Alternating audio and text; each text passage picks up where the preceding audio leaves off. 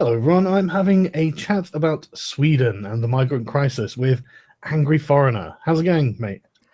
Hey, I'm fine. I got called house nigger yesterday. Sorry, why exactly did you get called a house nigger? Well, house negro to be more exact. I have a Facebook page where I comment on things that I can't be fucked to make a video about, Hmm. and I was commenting on that. How the hundreds of hooligans were beating up immigrants in Stockholm, Hmm. and my take on it was basically that the biggest fault is with the politicians. And this white Swedish anti-racist left-winger popped up, and basically he said he thought that I was siding with the hooligans, and said something about how, well, in Sweden, if a refugee commits a crime, they're deported. So I don't see what you're complaining about. And I'm like, you ignorant fuck. You don't know shit. You only wrote that comment to jack yourself off and polish up your reputation as a good anti-racist. I mean, the fact of the matter is that there's many cases. I even made a video about that. I think you comment on that one, where this Afghan applied for asylum in Sweden, got denied, stayed in Sweden as an illegal immigrant, raped a 14-year-old girl, wound up in prison, converted to Christianity while he was in prison, applied for asylum yet again, and got a residence permit because since he converted to Christianity, he is now considered a persecuted minority in his home country of Afghanistan. Well, I mean, bravo to the enterprising Afghan who managed to play the system. I mean, Well, yeah. I would never have thought to be that clever about things. He was pretty clever, but it just pissed me off how people express a strong opinion without even knowing things. I mean, they don't even read the news carefully enough. Well, So this is he the was problem with the progressive left, isn't it? They've decided they've got the narrative, so it doesn't matter whether it's going to fit the facts or not. That's what they're going to tell you, and they're going to believe it hard, and they're going to believe it so hard that it'll become true. they'll believe it so hard that they become racist. Basically, yeah. Because, as I was saying, his retort to that was that Malcolm X had a word for people like you, and that's house Negro. And I'm like, Malcolm X was a black Muslim Nazi. I'm not even making this shit up. Anybody who doesn't believe me, Google it. Nation of Islam, that's black National Socialism. And it's when he was active in this organization that he was throwing that word around, Yeah. He even called Martin Luther King a house Negro. Yeah, it was a pretty dangerous organization as well. I think did he get assassinated by them in the end? I don't know who killed them. I haven't looked into that. But I do know that they were praised by the American Nazi organization.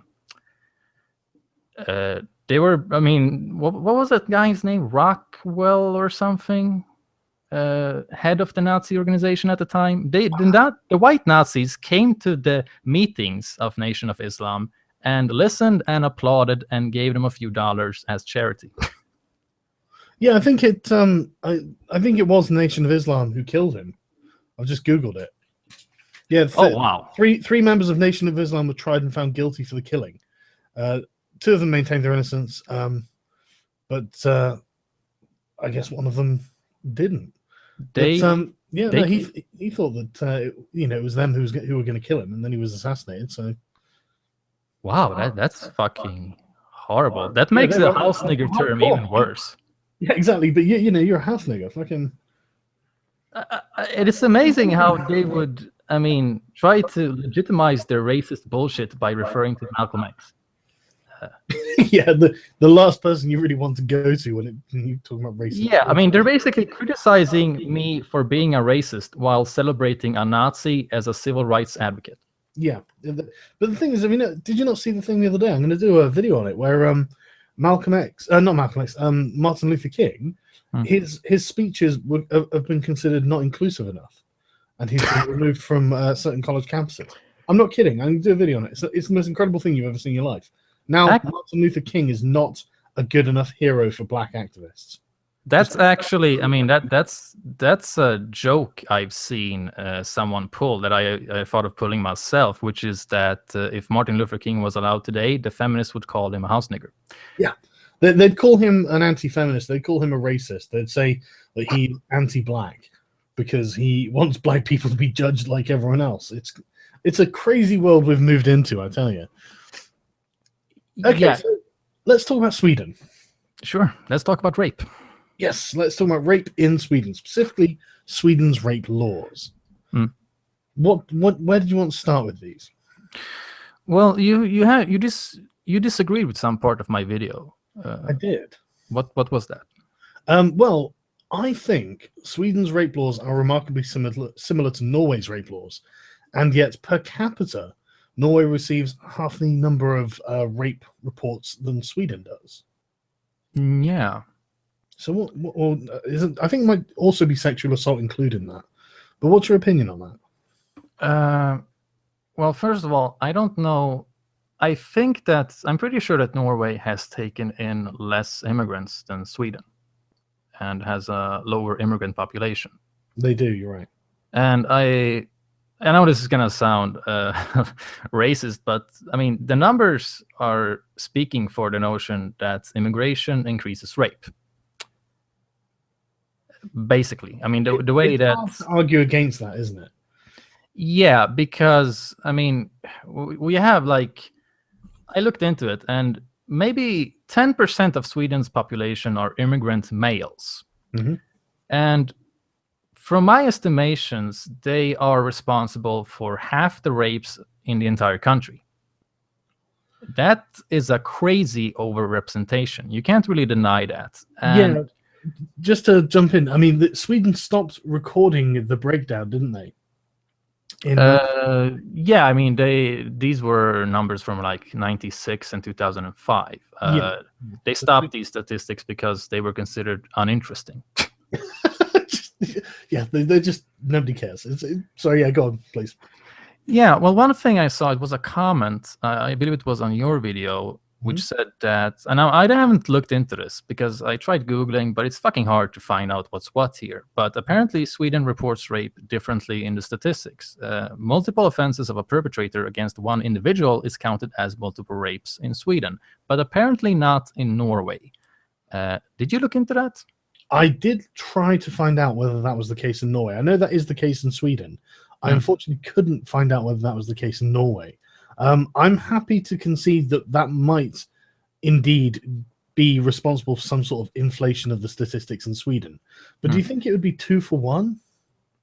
And that seems awfully high. If it was like 20 or 30% higher or something, I'd say, okay, that's probably... I mean, now I'm arguing from ignorance as well. I really don't know. I mean, it could well be that that's exactly why it's a 2 to 1 disparity. I honestly don't know. And if anyone can tweet me some information or anything like that, if they happen to have any, please let us know, because this is the sort of thing we'd love to have access to. Yeah, I mean, I have no idea, but I'm guessing that, you know, whether you're right or wrong, it still seems like the overrepresentation is a fact. Right? Yeah. It's still there. So yeah, I think that's the important thing to talk about as well, because I mean, like, what was the Norwegian city where was it Oslo, where in a given year all of the strange rapes by people that the victims didn't know were done by foreign men? Yeah, assault rapes, you mean? Yeah, assault rapes, that's the term, yeah. Yeah, all of them were done by Muslim men. And that, yeah, or immigrants from Muslim countries. Yeah, immigrants from Muslim countries, then would be a best way of describing it. And so it's one of those things where it's like, I don't want to, you know, obviously I don't want to incite anything, but it's one of those issues that I really think needs to be talked about. And I mean, I'm personally under the impression that it's to do with and I don't like using the word misogynistic because the feminists have ruined it, but a lot of Middle Eastern cultures really do seem to hold women in slight regard. And I really do think that this has got something to do with it. Well, yeah, I mean, look, either it's culture or it's biology.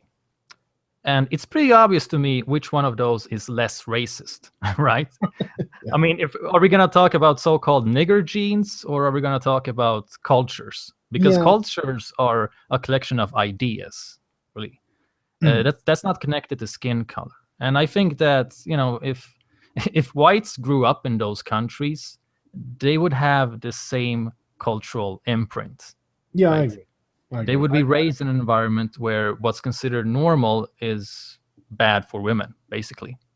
Yeah, I really do. I really do agree with you. I mean, one of the things that I noticed, I lived in Coventry for a couple of years, and in Coventry we have quite. Well, I mean, this was back in 2001, where there was quite a large Muslim immigrant population, Mm. and the parents, the first generation, were very much sort of traditional Muslims.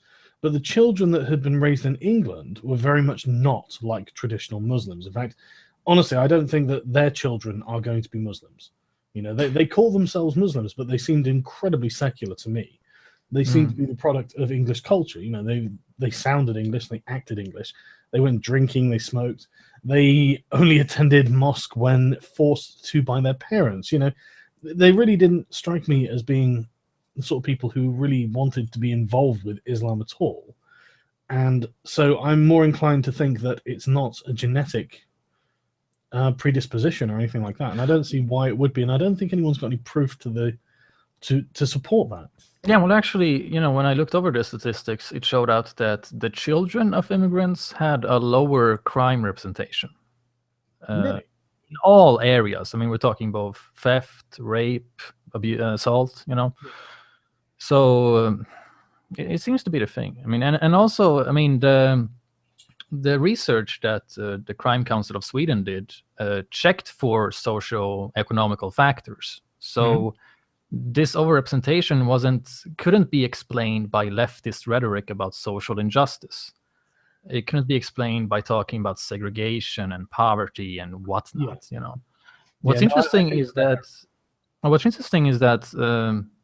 the conclusions they made in the report, from 1996, because that was a more honest report than the one in 2005. Oh yeah, was that they basically concluded that the so-called selection principle was the most was the explanation that made most sense to them, which is basically that criminals have there's a high chance that criminals relocate to a different country.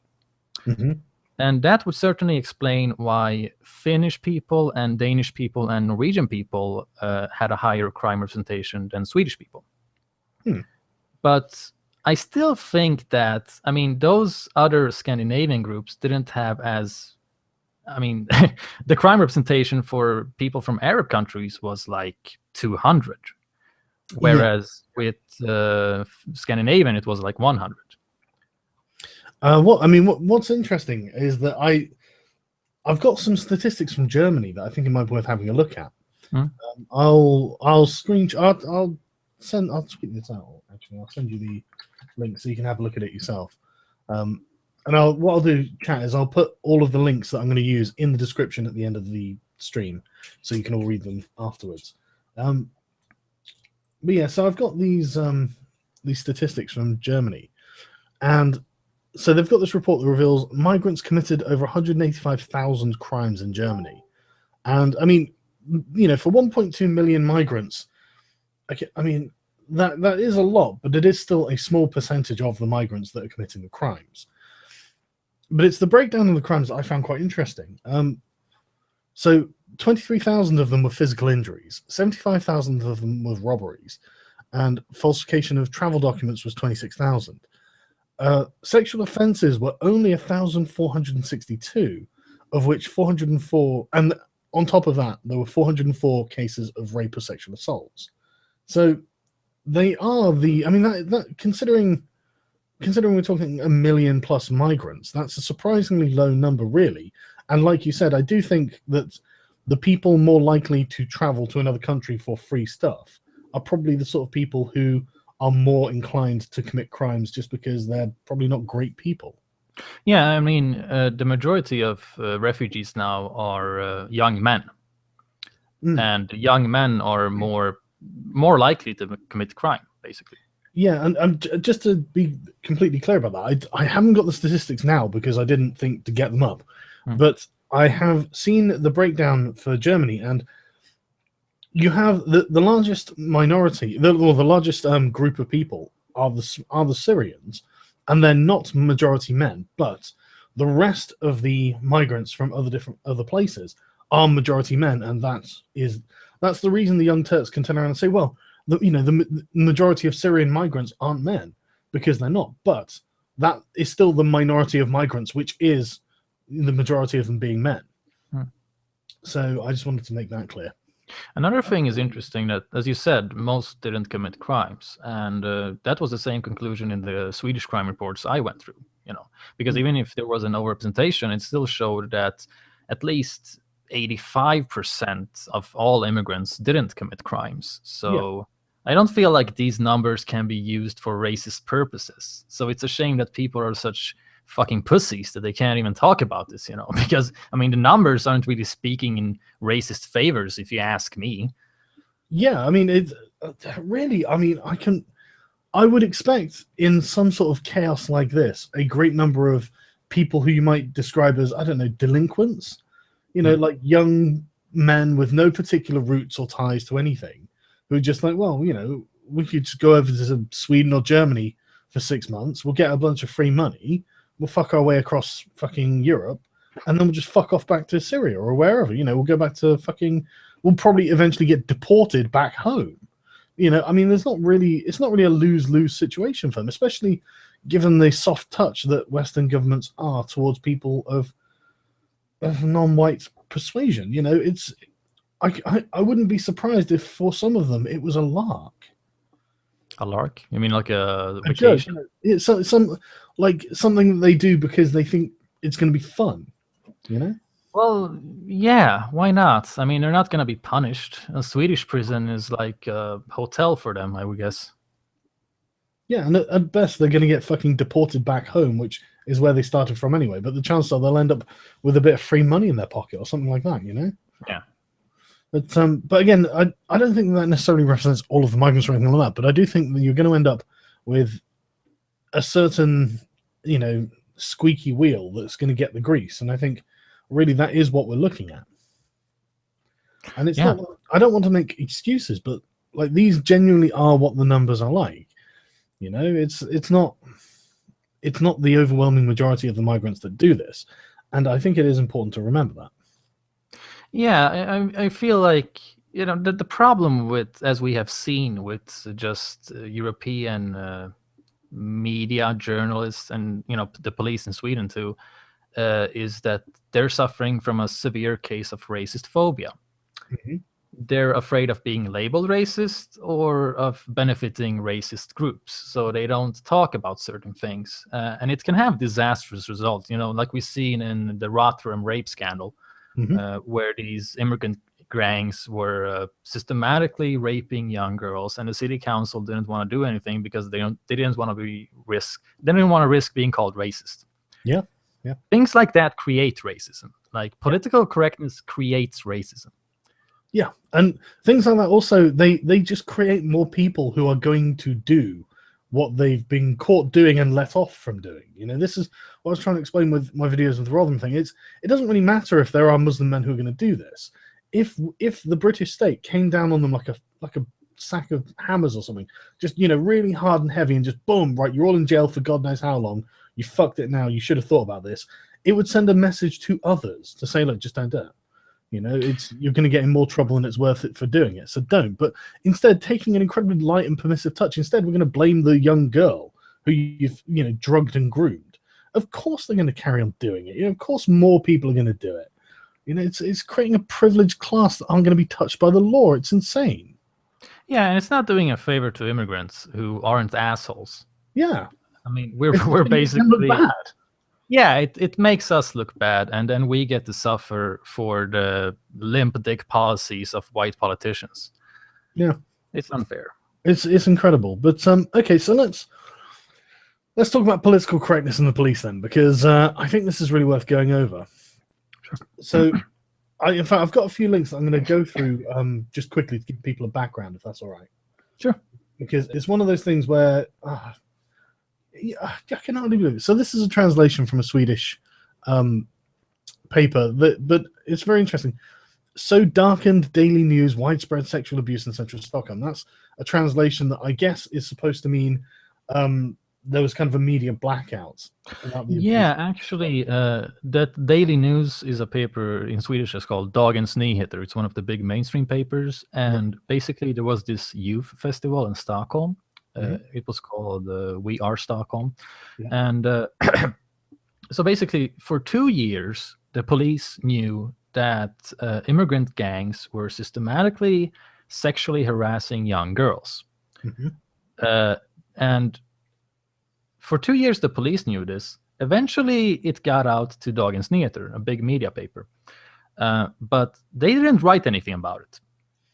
They dismissed the story as racist fabrications by the Sweden Democrats. Right. And then 6 months passed, and the thing happened in Germany on New Year's Eve.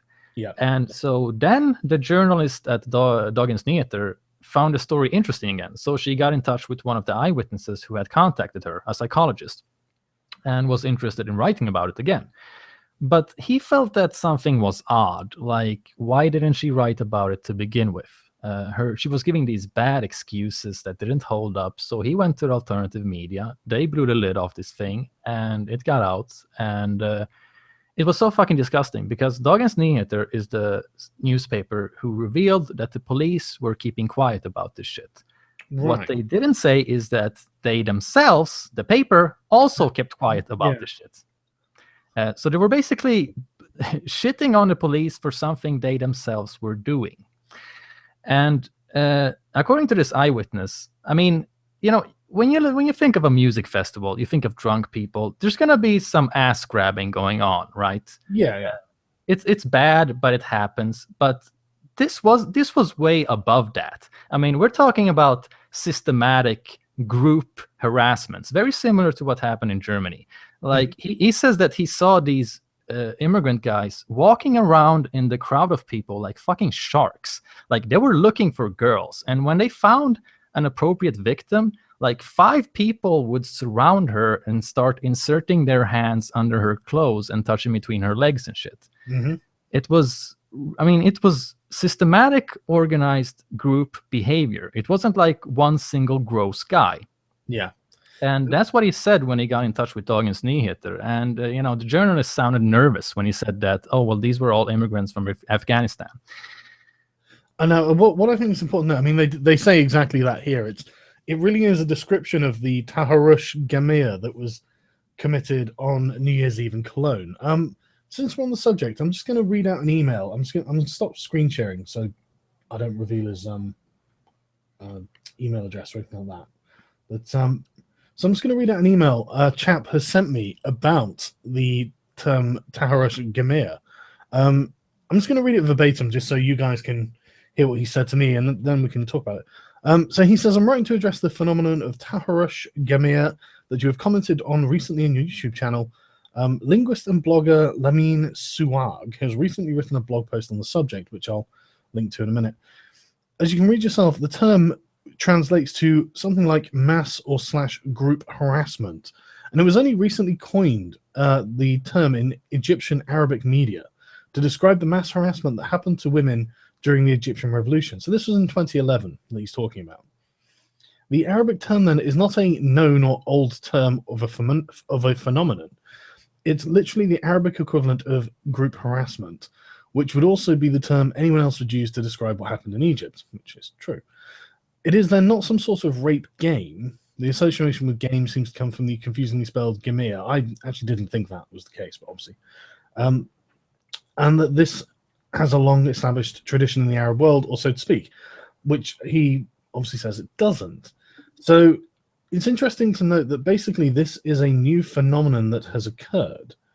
But I mean, it is still occurring and it is coming from the Arab world. So it might not be like a long-standing tradition, but it is still something that they are doing, or, certain people are doing. And yeah, so that's what he wanted to say about that. And that's, I think it's interesting to know. And I think it is important to have this kind of nuanced information available. So I get the feeling that it's something that is particularly new to the Arab world, but young men seem to want to do it, and they seem to want to take it elsewhere. So what can you do? Well, from what I understand, this started during the revolution in Egypt in like 2011, right? Yeah, that's right. We're talking about the harassments on Tahrir Square and the Lara Logan rape and shit like that. Yeah, and I mean, basically, from what I understand, these were Muslim Brotherhood supporters who were doing this shit. Well, now that's interesting because I haven't got any evidence to connect it to any kind of political movement. So right. Well, the Muslim Brotherhood supporters were very active during the revolution, if I understand. And I saw some report on TV about how one woman was talking about how she was a victim of this gang rape that happened on a car. And it was so systematic. It was fucking disgusting to hear about. It was like one circle of men surrounded her, and then another circle of men were standing around that circle, keeping guard with weapons so that nobody could come in while they were raping her. Okay. So yeah, I mean, I don't think this is a tradition, but it's still a phenomenon. Yeah, it's still something that is happening, and it's being done specifically by men from these cultures. So it could well be that it's some sort of new ideological political weapon, maybe. I don't know, or just for some reason Muslim Brotherhood supporters have decided that this is an acceptable thing to do. Whatever the reason, it's something that is happening. But they are Islamists, Muslim Brotherhood assholes. So I mean, maybe it started with them and then it just spread to these other guys. Since it's like I said in my video, cultures create tendencies. So the minority of misogynistic rapists is probably going to be bigger in Middle Eastern culture than in a so-called progressive Western culture. Yeah, it's still a minority, but it's probably going to be bigger. So maybe other guys who were in that minority got inspired by what the Islamists were doing as a political tool. Or maybe these people are actual supporters of that ideology or political party. Maybe they're not necessarily direct party members, but sympathizers or something like that. Yeah, I mean, they might have the same worldview, since they seem to be kind of respectless against Western culture and Western women in general.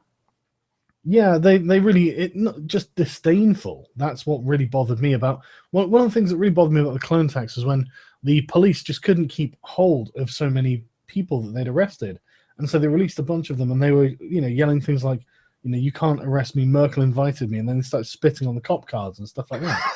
It's just like, okay, well done, Merkel. Just, I don't know what you've been telling these people, but can you untell it? That's the most ungrateful fucking house guest ever. Can you imagine? Can you even imagine doing that? That's literally like walking into someone's house, they feed you dinner, and then you put your feet on their table and shit on their floor. Yeah, it's literally contempt for the host nation.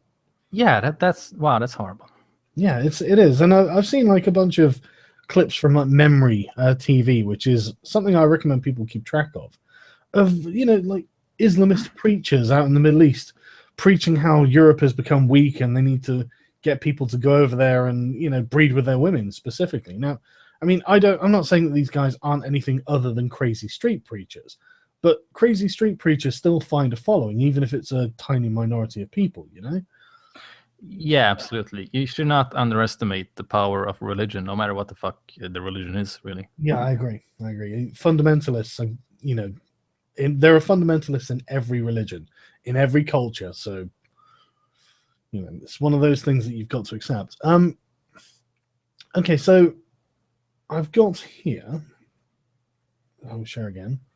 The Swedish police are accused of covering up the crimes of the sex crimes at the festival. Like you said, the media had also done so, but I suppose it's worse when the police do it, because the police have actually got the charge of being the protectors of these people. Right. Well, it depends on how you look at it. Some people think it's worse that the journalists didn't do it, since the journalists are the ones who are responsible of communicating information to the society. It's a tough choice. Who's more in the wrong? I think it's the public servants, the ones who are actually paid by the taxpayer to protect them from these crimes and to investigate them. I think the police are slightly worse, but the journalists aren't far behind.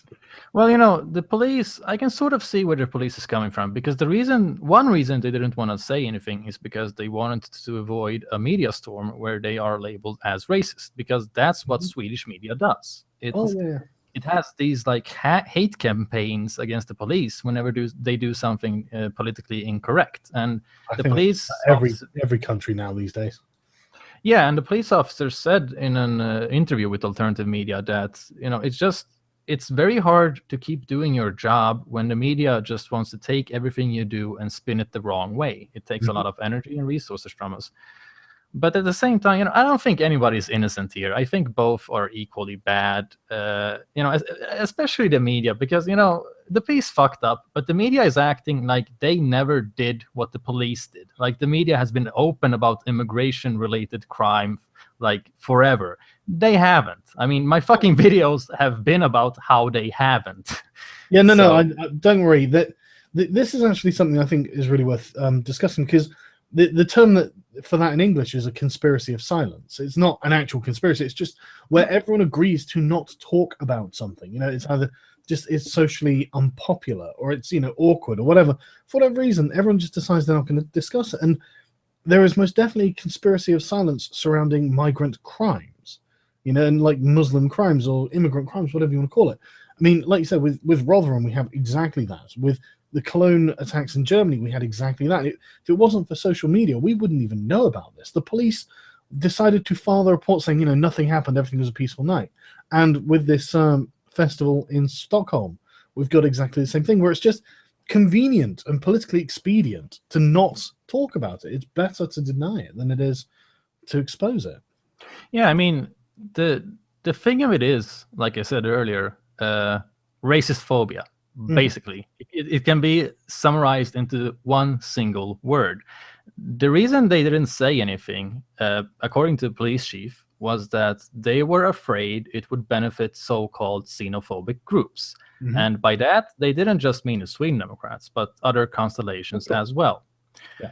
So they didn't want these sex crime incidents to get taken over by racist groups who use it to push a political agenda. And the irony in that is that when you don't speak about things like this, that's when the racist groups are benefiting, because you're legitimizing them. So not only can they say that, hey, look, society is hiding the truth from us, they also get a patent on describing the truth. Since they're the only ones addressing this reality, they also get a patent on describing the cause and the solution, which is usually something extreme, like, it's because of nigger genes, so let's throw out everyone who isn't white.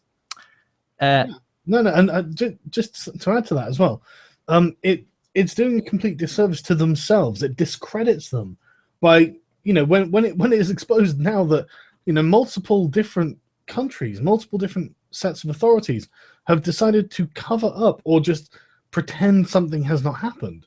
It delegitimizes the actual authorities as well.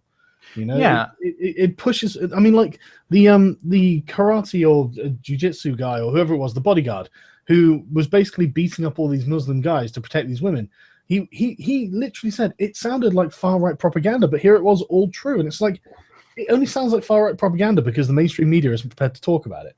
And it makes the mainstream media look incompetent or corrupt, and it makes the far-right people look like they have a point, which in this case they do. You know, it genuinely is happening, and it needs to be discussed. And like you said, they're completely ceding the ground to the far-right, and it's weird that they will let these people dominate their own actions so much. You know, I mean, I don't want to use the word cucked, but God, that really sounds like they're allowing themselves to be cucked by the far-right. It's like, look, I don't care what right-wing xenophobes think. I don't care whether they fucking, you know, whether they want to appropriate this. You're letting them by pretending it didn't happen, and that really bothers me, man. Yeah, I mean, the only real way to keep racist groups from taking over sensitive topics is by taking these topics over yourself and describing reality in a more nuanced manner instead of painting everyone with the same brush. And you gotta give people that sensible alternative, because people live in reality. They're going to experience reality whether the media wants to describe it or not. People are going to find out there's something weird going on sooner or later. And if the racists are the only ones addressing reality, then that's the only alternative you're gonna have to explain your experiences. So that's the direction you're going to head into. Put simply, political correctness creates racism. Yeah, and if not positive racism or whatever, you know, the positive discrimination, reverse racism, they'd call it. If not that, but actual, you know, normal racism that people would naturally understand. And you know what I find weird as well is like you say, it's the description of reality. You know, a lot of people, a lot of the progressives get really angry at me and go on and on about me not being a leftist because I spend so much time talking to people from the right, and I'm just like, look, all I'm talking to people over is an agreement on reality. You know, their interpretation of what to do next is different to mine, but at least we can all agree on reality. You guys have decided we can't agree on reality. which is why I'm not talking to the progressives. Yeah, it's interesting because it seems to me like the left wing has misinterpreted itself, right? Yeah. They're more about identity politics than left-wing politics. I mean, they're not talking about the economical issues. Left-wing politics is strictly economical standpoints, like how high are the taxes going to be? Are we going to have free healthcare, free, good welfare, whatever?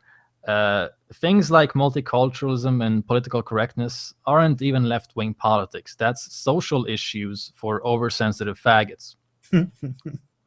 So they do seem to have adopted them root and branch, don't they? Though, yeah, as if these things are now somehow irreconcilable from being on the left, and it's like no. I'm not going to be dictated to by a bunch of authoritarian progressives about how I'm suddenly not the left wing because I don't agree we should do everything that they say.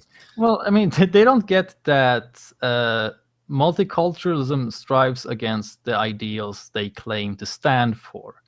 Right? Cultural relativism strives against those ideals. Cultural relativism enables sexism and racism. Because when you don't hold immigrants up to the same standards as native Swedes or whatever, you're basically saying that, oh, well, it's okay for them to not want to shake hands with women. Hey, that's their culture, Yeah. Don't let them embrace equality. Yeah, it's bigotry in itself. It's saying that they are inferior and deserve to be treated to a lower standard than your average Swedish man, which is ridiculous. And it's funny how multiculturalism really does benefit capitalists the most. I brought this up in my video about Islamization, how our former prime minister, who was this right-wing pig, Fredrik Reinfeldt, said that he considered halal slaughtered meat to be an untapped market. He considered it to be a good thing. He wrongfully believed that the 500,000 Muslims in Sweden were orthodox, strict fundamentalist Muslims who wanted halal meat. And it's the same thing with that private bank in Sweden that set up Sharia funds. Oh, yeah. And funny thing about that is that they saw the statistics and were like, oh, 500,000 Muslims in Sweden, or well, people from Muslim countries. And they were like, oh, well, that's something we could make money off of. But then like 20 people ended up buying the Sharia funds. It really says a lot about how these people don't know shit about other cultures. They don't care about immigrants. They just want to use them to make money. Yeah, I'm kind of annoyed about the cultural relativism as well. Some cultures are inferior, deal with it. Yeah, I mean, culture is a collection of ideas, and it would be retarded to claim that all ideas are equally good.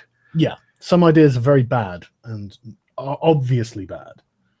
Yeah, I mean, it's norms, traditions, and laws. And you can't say that the law which says that rape victims should be punished with lashes is as good as the law that says that rape victims should get justice. Yeah, I mean, just the idea of suggesting that laws that are very old and very retrograde are it's just objectively worse laws. You can see where the injustices are going to be dealt. Why would you think that they should be treated on an equal footing to laws that are objectively better? I don't really understand. But right, okay, so with the Swedish police, I've got the next thing that I want to talk about is so apparently they were banned from describing criminals in case they sound racist. Yeah, it was like this guy. It wasn't the police chief. It was a chief of press for police in Stockholm, I think. He sent out a memo to all cops saying that since the police isn't racist, we wouldn't want to be perceived as racist either. So when you describe perpetrators, don't write anything about ethnicity. Basically, don't describe someone as an immigrant. Like, don't describe skin color or ethnic appearance. So, but basically doing the same that they did when they decided to abandon measuring the statistics.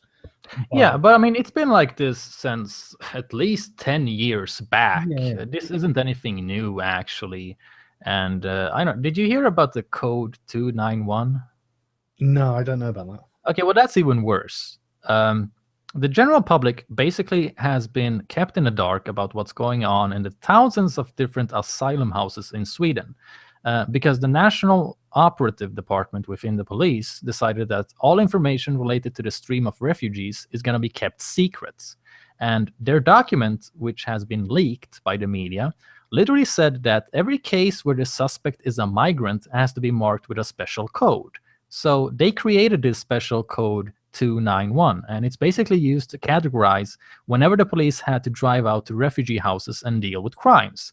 And since October of 2015, there's been like more than 5,000 reported incidents of everything from people beating each other up and violent threats to people starting fires, arsons, and rapes. Now, some people in Sweden have the fucking nerve to tell us that immigration is going to be profitable in the long run and that we can absolutely afford any amount of people coming in. Yet it's blatantly obvious that refugees are soaking up so much resources that the police can't even do their jobs. I read this article about how these people who own a company had a problem with repeated burglary. They were stealing really expensive shit from them. We're talking like tractors and shit. So they called the police, and the police said that they couldn't do anything because all the resources had been lent out to refugee reception in Malmö. So the police actually told them to get in touch with a local citizen army, vigilantes, you know. But these were more like a peaceful kind of vigilantes. Well, you know? I hope they were the peaceful kind of vigilantes. What the? Yeah, they were kind of legit. Like they hired security companies and patrolled the streets. It wasn't like that gang of soccer hooligans in Stockholm. Yeah. We'll talk about them in a minute. But okay, yeah. So that's baffling that the police would literally say, "Consult your local vigilantes." But I think this is interesting, and this really gets to the heart of what you're saying. We want to avoid pointing out ethnic groups as criminal. Criticism is sometimes made against police regarding the information about people's skin color. It is perceived as racist. As the police are not racist, nor shall be constructed as so, this directive now applies. So it really is the idea that the police themselves will be perceived as racist if they simply report the facts. That I think, that is really the crux of the issue, isn't it? Yeah, I mean, it's amazing to me how you can spend the utmost energy taking consideration to the worst kind of idiots. Like, if people hear that an immigrant committed a crime and instantly turn racist, they're fucking morons, right? You shouldn't adapt your actions and your reality according to complete morons. You should just state the facts and just be responsible with it, you know?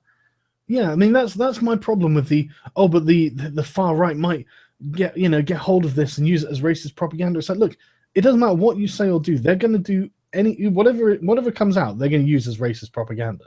So you may as well just ignore them, because otherwise you're going to be burying the information which will push people to them, and you'll just help them. Yeah, I mean, like I said, be a sensible alternative, because right now the only option people have are the far right. They're the only ones talking about the shit. If you can choose between the far right, who say that immigrants are bad and we should all kick them out, and choose between someone else who is saying that, okay, so there is an overrepresentation, this is a problem, we're gonna try and deal with it, but at the same time the numbers say that the majority aren't doing bad things, but this is what it looks like. I mean, which one of those is more attractive to an ordinary citizen? Yeah, absolutely. Because I'm sure, like I was saying the other day, that like in Finland there was, I don't know, soldiers of Odin patrolling or something. Yeah, I've heard from people in Finland that these guys aren't actually as bad as they're being portrayed in the media, and honestly, I'm sure that they're not. I really am. But by the same token, I'm sure nobody really wants a vigilante group called Soldiers of Odin actually patrolling their streets. You would much rather that nobody felt the need to do that. Yeah. And so it's this kind of thing. I mean, I've got another thing that I'm going to share because I just want to go through these quickly. But this was an article in The Spectator where basically these cover-ups are endemic to the European political class. The politicians are happy to engage in cover-ups. I mean, the European Commission the other day, I had it in This Week in Stupid, they literally decided that the Cologne attacks were not connected to the migrants. That is going to be the official EU position on the subject. And at the same time, they had multiple migrants in Cologne jails because they're being charged with sex attacks on New Year's Eve. And it's just, I mean, I really feel like we've entered the sort of 1984. You know, the party is going to rewrite history, and that's just going to be the way it is. And it really doesn't matter whether the actual facts completely contradict this, because, God damn it, they've decided, you know? That's like, freedom is slavery. Yeah, it literally is Orwellian, and it's just, it's baffling. But like the Spectator points out, this is all across Europe that this is happening. You know, the idea of covering these things up is not abhorred by the political class. They think that the end justifies the means, and I'm not really sure what they consider the end to be. Well, I mean, one thing that's pretty obvious is that all of this clearly speaks against the narrative. I mean, the narrative is that nationalist right-wing parties are bad, and nationalism is bad, and we shouldn't have borders for our nation. We should have open borders, and immigrants should be everywhere, and multiculturalism is a paradise. That's the narrative. All of this speaks against that narrative. So you gotta think, like, what's the point of that narrative? Is this like, has everybody just gone insane and politically correct at the same time? Or is there some kind of pattern here? Like, is this being orchestrated from a higher level? I mean, well, I do think that from the sort of the European politicians' point of view, I had a stream probably about a year ago now with a chap who worked in the bureaucracy of the EU, and I was basically like, well, look, from the outside, it really seems that there is a distinct attempt to abolish the nation state, break down borders, and institute a federal European government. And he was like, oh, well, that's not a secret. And I was like, okay, well, then I object to this, you know? Yeah, well, that's the same thing I've been looking into, It seems like the whole point of the European Union is, well, basically a new world order. I mean... Yeah, I mean, I don't want to sound like a pessimist, but that really does, like an Alex Jones conspiracy theorist. Yeah, I mean, the thing is... I was literally saying that's the zeitgeist amongst the politicians. It's that they want to have a federal Europe without the nation state. And honestly, I don't think it's ever going to happen. But I do think that the massive immigration to European countries has been a step on the road to facilitate that. Yeah, exactly, because they want to just wipe out all of the borders and create like this entire, like every country in Europe is supposed to be the same. It's supposed to be this exact same blend of multiculturalism. That's not diversity. That's just the same blend. Yeah, that's in fact a lack of diversity. Every country is supposed to look the same. And you look at, like, who does this benefit? Well, it benefits the rich and the powerful and the companies, because... Like you're saying, the capitalist class, the sort of the people who are like, oh, well, the numbers are more important than anything to do with the individuals we're talking about. Yeah, I mean, these people don't care about morals. They just want profit. Like I said earlier, I mean, fucking using halal slaughter, seeing that as an untapped market, how fucking insane is that? That's mental. And it was like so normal to that fucking psychopath asshole too. It wasn't like anything. He said it with a fucking smile, as if, oh, this is an opportunity. Oh, fucking hell. And the thing is, halal slaughtering is not exactly humane either, is it? No, it's not. Yeah, I tend not to watch videos of animals being slaughtered, but I think a few years ago I did watch one and I wasn't impressed. Yeah, it's like, don't Google it. Yeah, don't Google it. But yeah, I mean, that's the whole thing. Breaking down national borders lets people make more money. I mean, it creates a freer market. If you just eliminate all borders, you just have a ton of business opportunities. That's like the point of the whole European Union shit. It just benefits the right wing, the capitalists, those who only care about money. Yeah, and it did come out of the European, was it the EEC?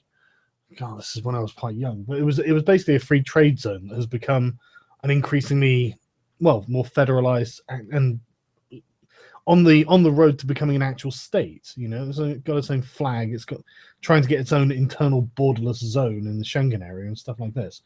Yeah, well, I think anybody who is interested in truly understanding Swedish insanity, because I mean, Swedish insanity is a class of its own. And people look at Sweden and just, it blows their fucking mind. It's like this reality show, how to rape your own country, Anybody who wants to understand the insanity should sort of look up the Bilderberg group. And I know that sounds like a conspiracy theory, but I mean, this group has a registered website. I mean, they put up a fucking guest list of their guests each year. And you look at a guest list and it's like, oh, well, our current prime minister was there and the prime minister before him. And Mona Sahlin, who is that Swede-hating politician, she was there too. And, you know, the guest list is basically politicians and CEOs. Yeah. So I don't see how this is a conspiracy. I mean, capitalism doesn't need this secret organization to fuck the entire world up the ass. I mean, that's just the result of the system. You have, you know, this perverse combination of it's lobbyism at its finest. What the Bilderberg is.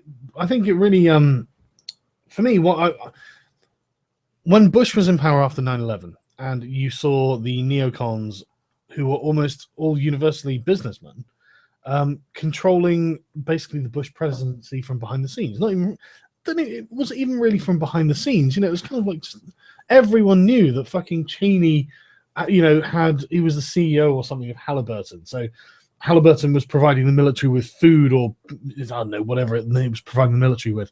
And so, yeah, he's lobbying to go to war in Iraq. And it's like, look, any idiots can see the cycle here. You know, he's going to make out ridiculously well out of a war, and therefore he is pushing for a war.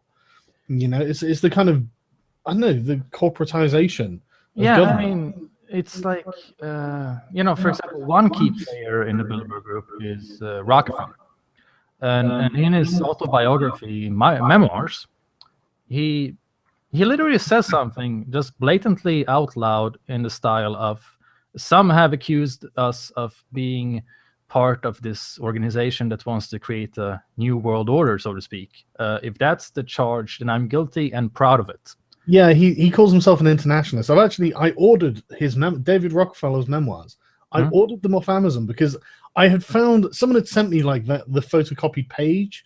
It was page 405, I think, if memory serves, where he literally says that he's a proud internationalist and everyone should think about the good that they've done for the world. And it's like, okay, so you're saying that it's true, you know, that you're part of a conspiracy, and, you know, I mean, why are you just admitting this? I would have thought that you'd want to keep that a secret. But yeah, that's the perverse thing. These people genuinely think that they are doing something good. They do. They really do, I think. And it's not, as you said, I mean, it's not exactly a conspiracy, since they aren't hiding it. I mean, they're proud of this globalization movement. They just like to paint it themselves internationalists, you know? Yeah, they just want to like present it as something positive instead. And you know what I find interesting about it as well? I know we've diverted from the Swedish topic a minute, but what I find interesting about it is I think it might be inevitable. As in, you know, the better communication and transport becomes, the smaller the world becomes, you know, and the larger world empires have become, you know, and so until you had like the age of sail where ships could literally circumnavigate the globe, and so you had world-spanning empires, and now you've got like the American hegemonic financial empire that has bases all over the world, and now it's one of those things where it's just, I think it's probably inevitable. You know, it's not like something I want, but I think it's going to happen. The only reason it's going to happen is because people are idiots, right? People aren't very fond of researching shit in depth, and they're probably listening to us right now thinking we're conspiracy theorists. You know, conspiracy has a very negative connotation, but conspiracy essentially just means corruption. I mean, conspiracy is just another word for corruption. And we know that there's plenty of corruption. If you look at throughout history, I mean, you have the Watergate scandal with Richard Nixon. With Sweden in like the 70s, ministers were buying sex from teenage whores. There was a Swedish movie made about it called Call Girl, which is really good. I mean, just look so far back as Jesus. Jesus was exposed to conspiracy. I mean, someone went behind his back and got him murdered. Conspiracies are even the fucking Bible, you know. I mean, there are thousands of documented cases of conspiracies, and like one thing that always gets me as well is people like, I do genuinely think there are probably multiple conspiracies within like the U.S. government without a doubt, you know. And people are like, oh no, that's ridiculous. Like, why would that be ridiculous? You've got a republic where anyone theoretically can become the president, and it's it's the seat of government for the most powerful nation, not just on Earth, but that has ever existed before. If there was going to be a conspiracy, that would be the first place I would look.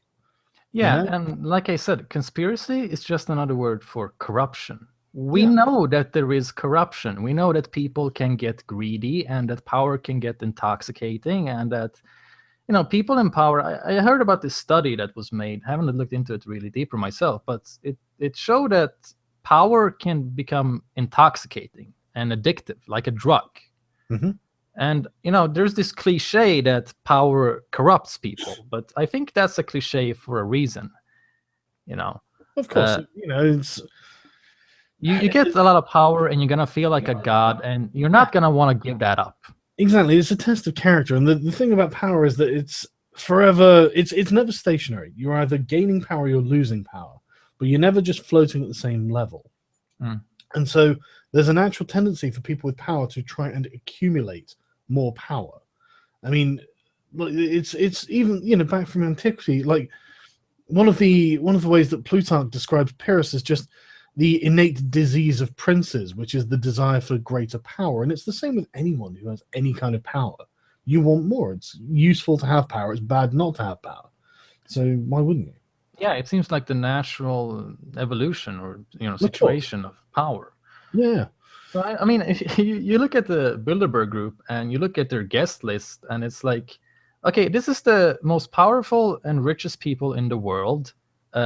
Would they get together and discuss on how to make the world a better place? Or would they get together and discuss how to make each other more rich? Well, honestly, I mean, we're going off into like the conspiracy theory sort of zone now, but I genuinely would be concerned about that. I don't like closed groups of billionaires and politicians. I'm not going to lie. Nobody does. I'm naturally suspicious of these things. Yeah, people are naturally suspicious, and they should be, because we've seen what rich people can do to get more money, and it's not pretty.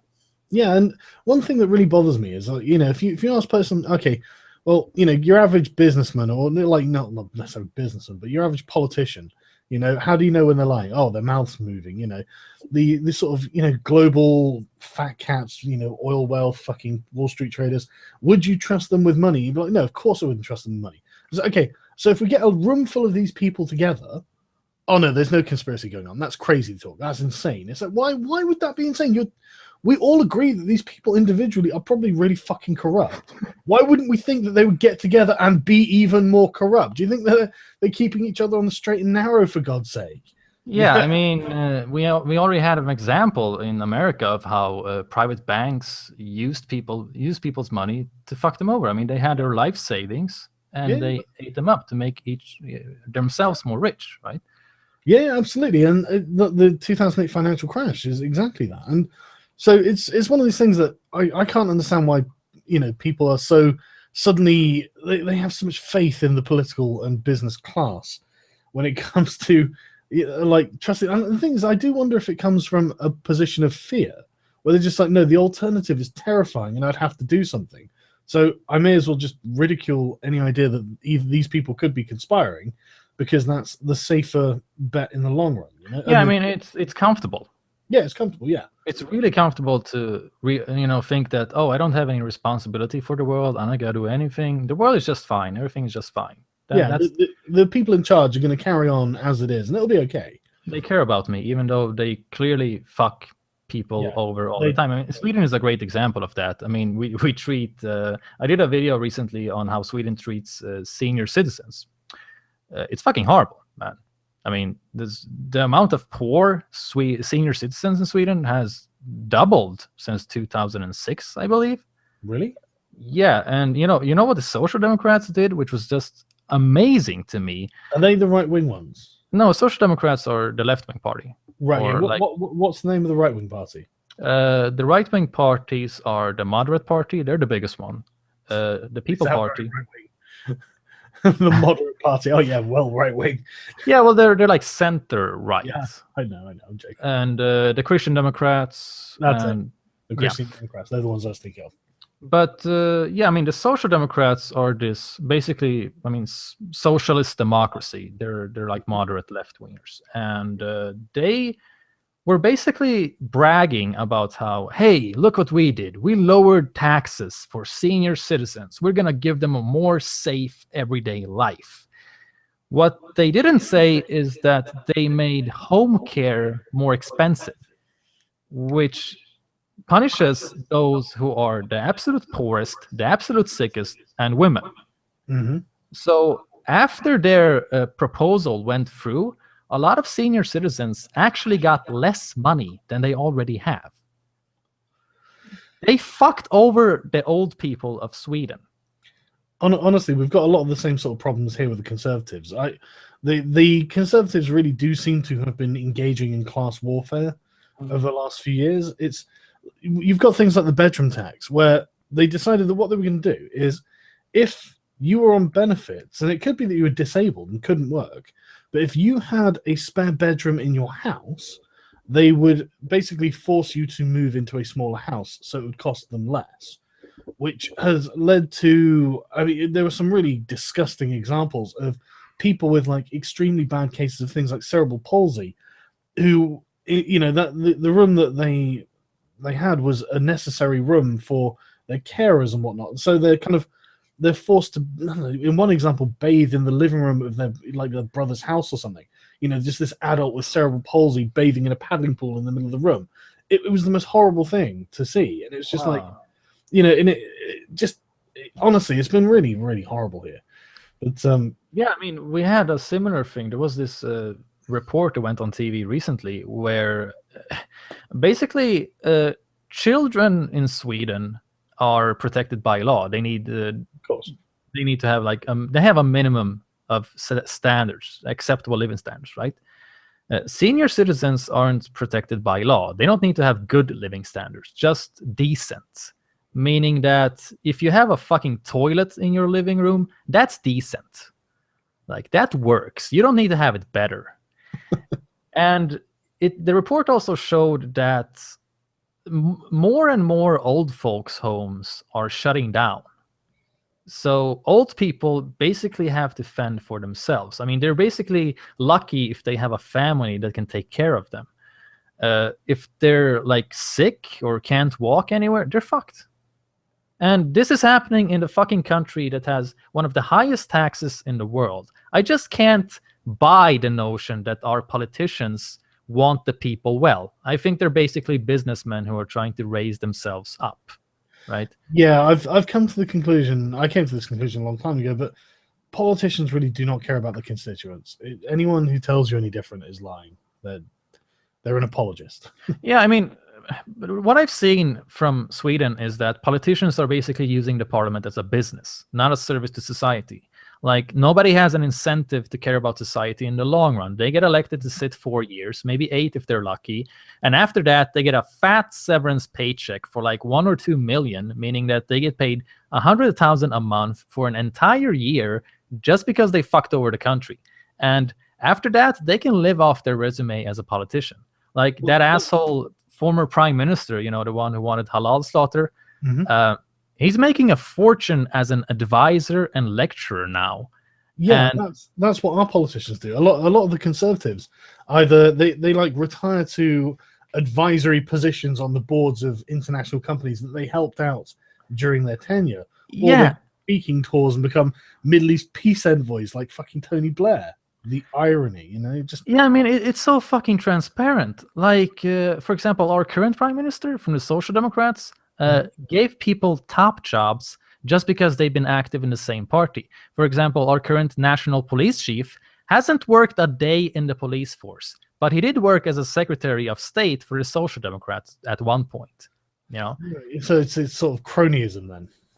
Yeah, and I mean, it's really weird how we see you know, so many ministers, both from the left wing and the right wing, are rewarded with jobs in the financial sector after their time in parliament. And the number is enough to start suspecting that private banks play a bigger role in politics than what most people would imagine. I mean, when you look at my analysis in my videos, I think, has been pretty shallow since I started. It's been recently I started talking about things like this because, my analysis has always been that, oh, well, hey, politicians are just afraid of being called racist. Well, I don't believe that anybody is that big of a pussy. I mean, you look at Sweden, it's a fucking disaster. It can't be like, nobody is that incompetent. So I started looking at, okay, well, our immigration policy is shit. Who benefits from this, And I found out that it's private banks, property owners, companies, globalists, and capitalists. Like, Sweden has a ridiculous housing crisis that's been going for at least 10 years. Like, if you want to move to a different city, you have to stand in line and wait for 7 years. That's how fucked up the waiting time is. Jesus, and hell of a wing. Yeah, in the spring of 2015, the housing department estimated that we need to build apartments the size of a new Stockholm in order to accommodate everyone in need, right? We're talking about maybe a little more than 400,000 apartments that need to be built. And that was in the spring, before the refugee crisis later in the fall. So it's probably way worse now. Yeah. And politicians couldn't possibly have escaped the fact that people need somewhere to live. This housing crisis has been going for at least 10 years. They just aren't doing anything about it. And the housing shortage creates enormous loans. Swedes actually have the highest private loans in the world. And banks aren't making money off of cheap apartments. Their profit is debt slaves who have to take these gigantic loans. And the more people you can put in debt, the better. I mean, the profit of interest for Swedish top banks in 2014 was 80 billion Swedish crowns. That's just from interest. Jesus. When the population goes up, demand goes up, and thus profit goes up. Society is funded upon deficit. If you have a lack of housing, it keeps the price of property and real estate up. It lets property owners charge crazy sums for a moldy one-room apartment. If you have a lack of jobs, it creates competition and a population that's willing to accept worse working conditions. Mm-hmm. That's mass immigration in a nutshell. The more people looking for the same job, the lower wages they become ready to accept. And there's also this thing called non-accelerating inflation rate of unemployment.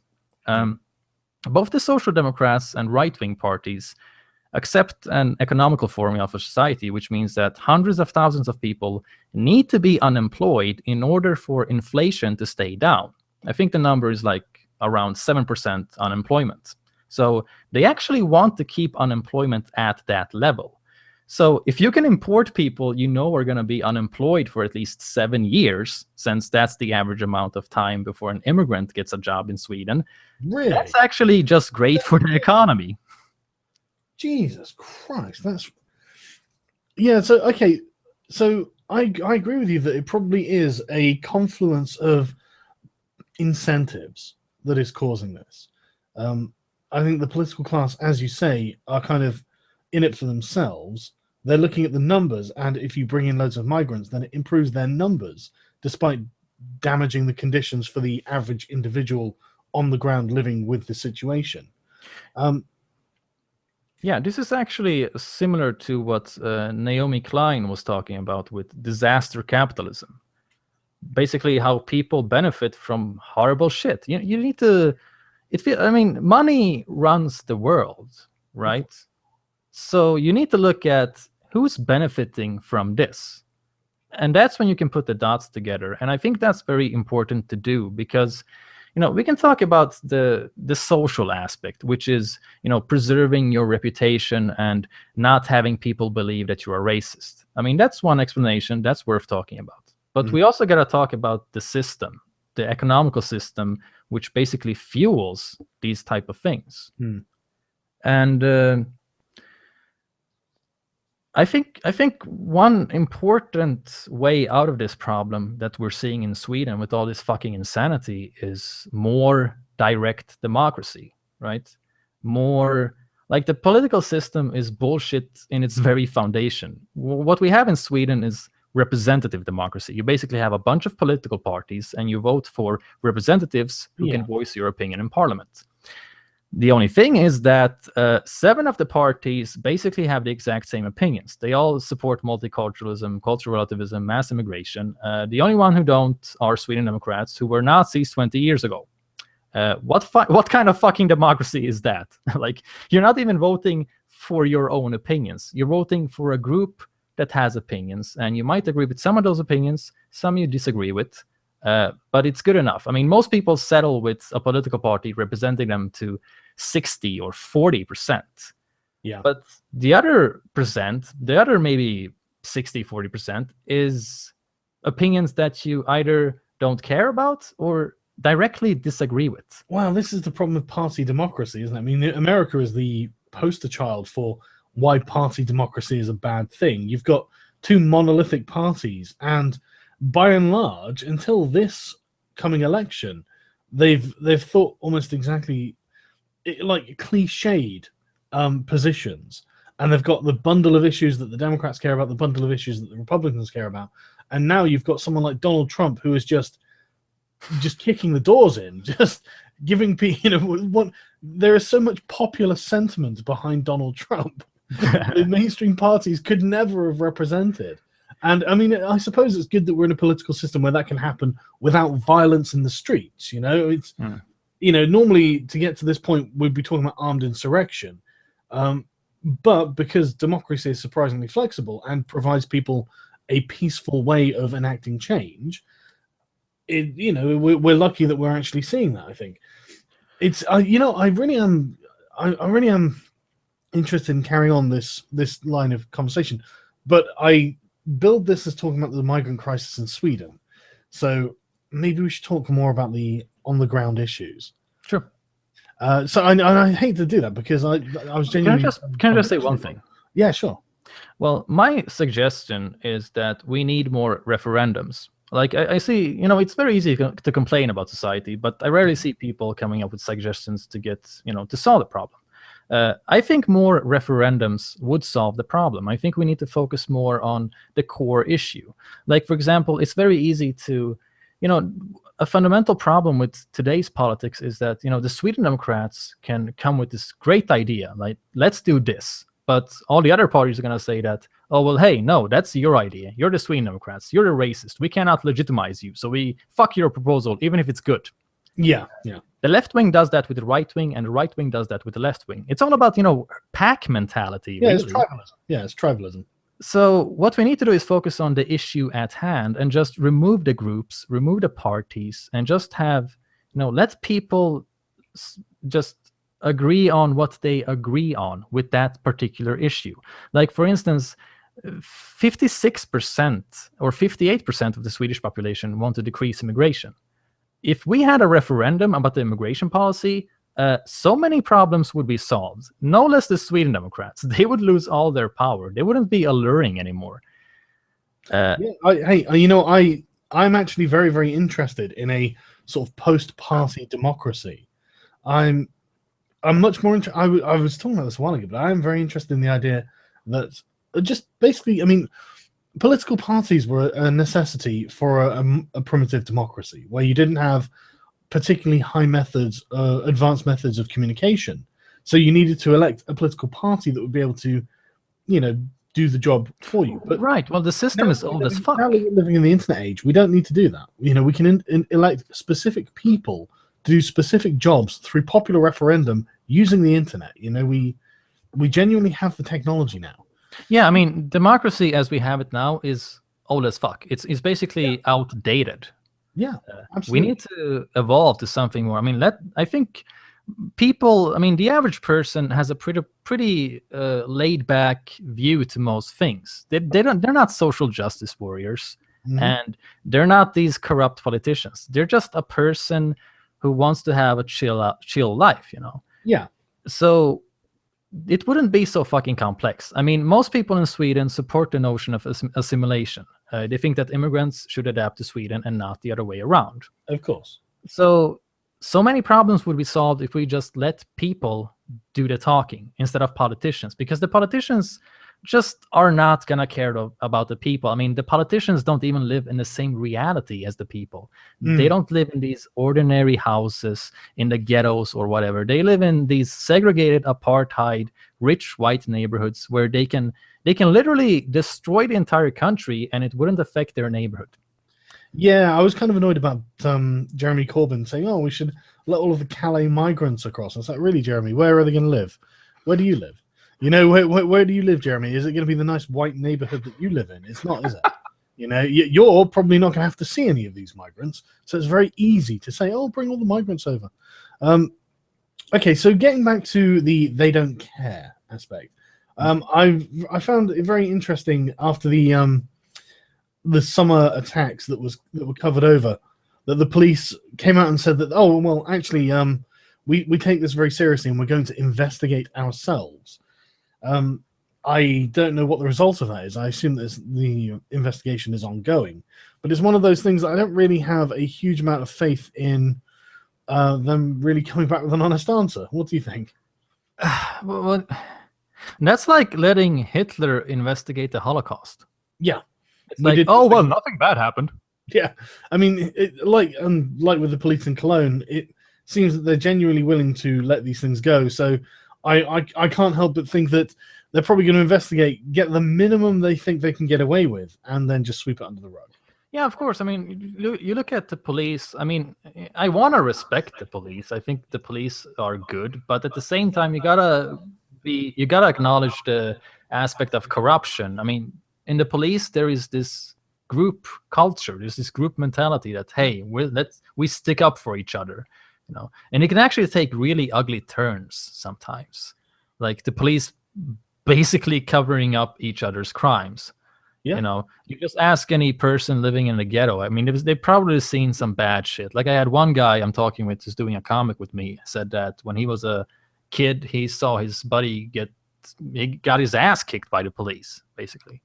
And they put some shit on him that he didn't do. I mean, that type of shit happens. And I don't see, why would you let the police... I don't think the police are capable of that amount of self-distance where they say, oh, hey, we fucked up completely. I mean, we should be fired. God damn, we're awful. Yeah, I mean, look at this chap, Peter Algren, who led the police operation at the festival this summer. He has to say that sometimes we do not really know how to say things because we believe that it may play into the hands of the Sweden Democrats. I mean, I'm really tired of hearing about these Sweden Democrats. You know, I'm really tired of the fear of the Sweden Democrats being the reason that people committing crimes don't get punished, the reason that victims don't get justice. You know, and I've got a funny feeling that the Swedish Democrats would probably prefer it if they weren't the boogeyman, and they'd prefer it if the people who had actually done something wrong were arrested for it. What do you think? You don't say. I mean, I know it sounds crazy, but I mean, this is a fucking police operations leader who's saying that, well, we're afraid of the right wing, you know? Yeah, it's crazy. I mean, it says so much about the echo chamber consensus climate in Sweden. The fucking police and the journalists aren't supposed to take political viewpoints when they're supposed to do their job and report reality. And I mean, I can't think of any other country where you have this ridiculous situation where, you know, the Sweden Democrats are basically allowed to dictate everything. Well, that's the thing, right? We had exactly the same thing with Rotherham. You know, they were afraid of being called racist, but a big part of this whole afraid of being called racist is also not wanting to incite racial hatred with the far right, with the British National Party and all these. And it's the same thing in Germany, that they're really worried about the rise of the right wing, and they seem to be completely unaware that they're making the rise of the right wing inevitable by trying to stifle this.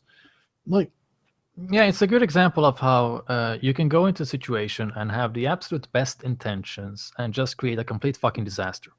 Yeah, because yeah, absolutely. I'm sure they do. I mean, the journalists at least probably do have good intentions, but you know, they let the fear take over because it's very hard to nuance things.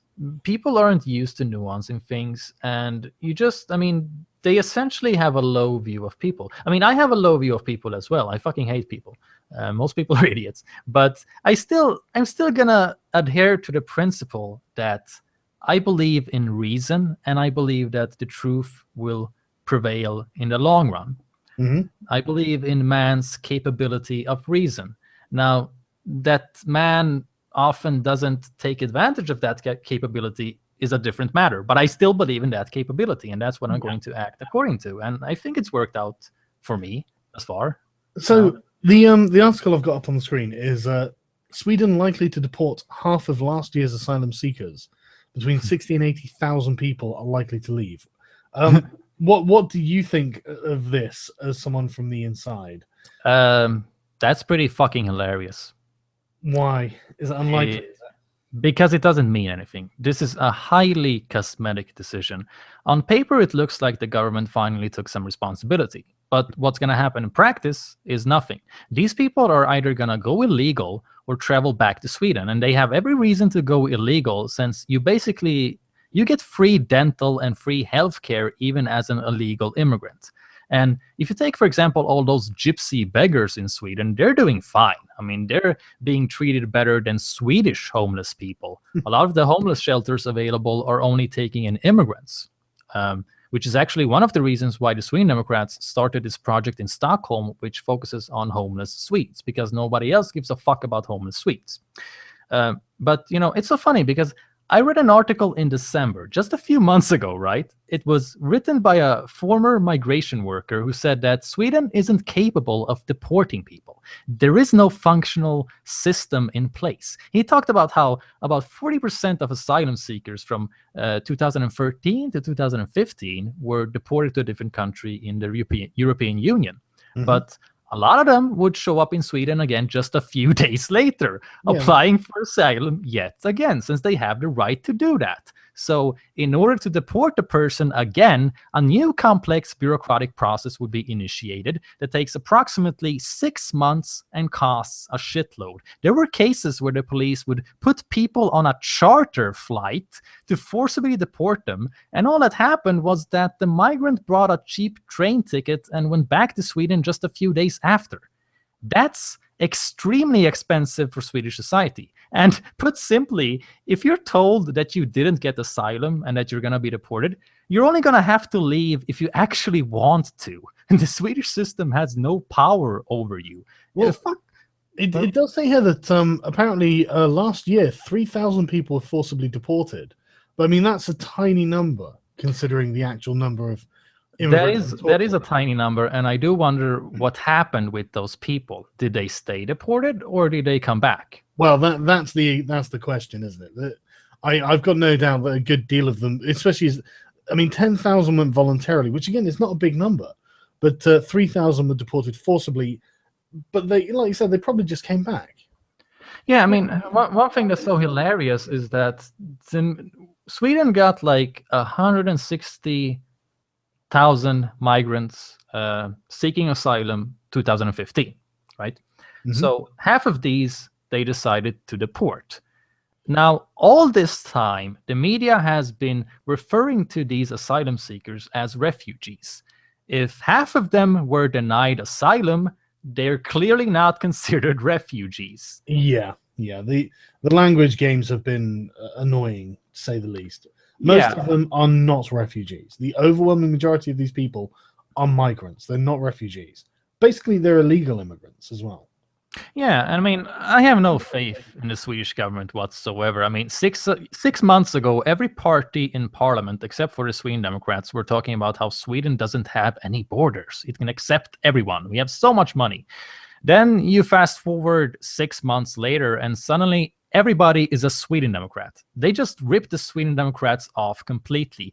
The foreign minister for the Social Democrats went out and said that Sweden is going to collapse if the refugee stream doesn't decrease. Yeah, so, didn't one of your politicians, the prime minister or something, burst into tears?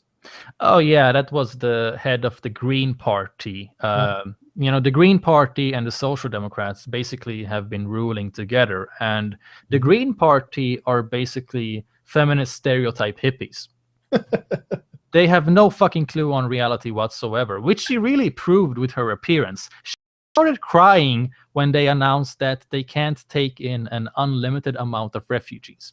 What is there to cry about? Just I mean, I think it really says something about the character of the people in Swedish politics. Yeah, I know, I really do. And the thing is, it's not just Swedish politics, man. I really think it's a sort of pan-European phenomenon where the political class of Europe really just seems to hate the constituent countries they come from.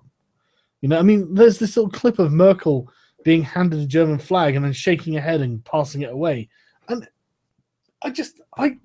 I watch it and I'm just baffled that anyone would even think to do that on a stage. You know, you're the leader of Germany, you're on a stage, you're being filmed, someone hands you a German flag, and you're like, shake my head and give a disdainful look. That's crazy. If you did that in Bosnia, you would get the shit kicked out of you. Exactly. It's one of those things that, I mean, imagine an American doing that, American president or candidate doing that. That would just be, it's a world of difference, isn't it? You know, and it's, the political class just really just seem to hate the countries they come from, and I find it baffling. Well, they seem to hate ethnicity and love money. Yeah. Like, they don't worship any nation. They worship the dollar. They do. But the thing is, I think there is an ideological impetus with the political class of the European Union. I really do. I really think that they think what they are doing is for some greater good. They think it's some progressive, far-reaching, you know, in 100 years' time they'll be sang about, you know, in song or something, you know. I really think that they think they're on some sort of mission. Yeah, well, I mean, there is, you know, you can see the whole New World Order thing, you know, one nation, no borders, all that shit. It can be seen through a negative light as well as a positive light. I mean, you can definitely say that there would be perks with having just, you know, eradicating all borders and nations and just, you know, one people, you know. It sounds good. It sounds poetic. Yeah, it sounds poetic. It sounds, you know. Yeah, I can't see how it's really going to work. Yeah, you know, I just think that I don't feel like humanity is evolved enough for it to be a good thing. I think it would be a fucking dictatorship. Yeah, without a doubt. This is, and my problem with this sort of thing is that this is the thing, right? I was having an email argument with a chap who hates conspiracy theories, and I was saying to him, look, right, David Rockefeller is literally saying he's part of a conspiracy to create a world government. What are you saying in response? And he sent me a video link of David Rockefeller explaining his position. And I found it really interesting because it's almost like he deliberately strawmanned it. He was like, David Rockefeller's like, oh, well, we're not going to set up a world parliament. That would be totally unworkable. And he dismissed the idea of an actual, like, legitimate codified government. But what it's going to be is just sort of like the corporatization of the world, you know, the way everything runs rather than, you know, what happens in the individual provinces. It's going to be it's going to be like a business world order, basically. That's what I think. Right. Well, you know, letting corporations run everything and giving them more power isn't really going to make anything better. Oh no, it's crazy. It's absolutely crazy. It's a move that can only end badly. But I think that that's genuinely I think that's the direction they're going for. I mean, they're definitely not looking for like a world parliament or something like that. But anyway, right, okay. So back to Sweden before we start going off on the the conspiracy thing. The Jews. Yeah, the Jews. It's always the Jews. So one of the things I found quite interesting was the mob that was calling for the assaults on foreigners in Stockholm. Was it? Right. Do you know more about this than me? You probably know more about this than me. So yeah, well, basically, you know, to give you an image of the situation, Sweden takes in a third of all unaccompanied refugee children seeking asylum in Europe. You know, that's a lot. I think there's been like 30,000 in Sweden so far this year, and they're way more expensive than adults. And you know, just a funny side note here: performing age tests on them is considered racist. Of course, it's considered racist. It's one of the most controversial issues in the refugee debate in Sweden. People have even gone so far as to argue that you're robbing them of their childhood by performing teeth X-rays. What? That's how fucking retarded this country is. Like, it's considered like some kind of trauma to put them through tests. I can't even wrap my mind around that. But you know, that's ordinary refugee children. There is this particular group of street youths from North Africa, primarily Morocco, And what's interesting about them is that they often get mixed up with asylum-seeking children when actually they aren't applying for asylum. And since they didn't flee war or persecution, they wouldn't be eligible for it either. They don't want contact with the authorities. When they get help from youth homes, they end up running away. They essentially want to live as criminals. And Sweden can't deport them, partly because their own country doesn't want to accept them, and partly because they don't have any ID. I mean. Yeah. Now, the media regularly describes them as unaccompanied street children, when in fact, it's not very likely they're children. Take, for example... teenagers, like late teens, probably, right? Worse. To give you an example, there was this brutal gang rape that happened outside at this viewpoint in Stockholm. My surprise. 3 of these so-called street children were raping this woman for several hours. They were punching her in the face and strangling her while she cried and begged them to stop. It was very violent, and she later told the media it felt like she was going to die. Afterwards, they were sentenced to 6 to 9 months in a juvenile facility because of their low age. Despite the fact that when their fingerprints were sent to Interpol, it turned out that in other countries, they had said that they were as old as 30. Jesus Christ. But How the could Swedish you court... take a 30-year-old for a child? Oh, yeah. I mean, fuck. If you look at... I don't know if you read... I have this blog, Angry Foreigner blog, and I did a piece on the refugee children of Sweden, and I basically presented, several cases where there's fucking news headlines. I mean, this is like mass media headlines and images of these so-called refugee children. They say that, this guy is 16 or this guy is 17, and you can see it's a grown ass man. Like, he has fucking wrinkles, He's got a receding hairline, goddammit. What the fuck? This is not a 17-year-old, yeah. Some of them look like fucking 40. It's amazing. God, you're such a racist, aren't you? Are you saying that these aren't children? Well, actually, in Denmark, they did age tests on like almost 300 refugee children. Denmark's full of racists as well. Oh, yeah. Because they concluded that at least 200 of them were over the age of 18. Right, okay, so not children.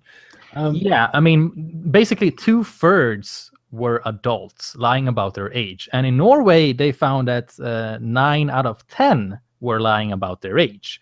There is no reason to believe that Sweden would be any different. See, the thing about that whole unaccompanied refugee children thing is that they get asylum easier. Mm-hmm. So, and they don't have the same demands on identity. So that's why people are, choosing that route, because it's the path of least resistance. But it's also dangerous. I mean, there was this one Somalian woman who said that she was like, I believe it 18 or under 18, but she was actually like 30, and she had a health condition and she needed medicine, but because she lied about her age, she got the wrong medicine. So, I mean, it's a direct health risk for these refugees as well. Yeah, absolutely. And so it's bad for everyone involved. It's bad for the refugees, it's bad for the taxpayers, it's bad for the children who don't get to come to Sweden, who are actual refugee children. It's a complete clusterfuck, isn't it?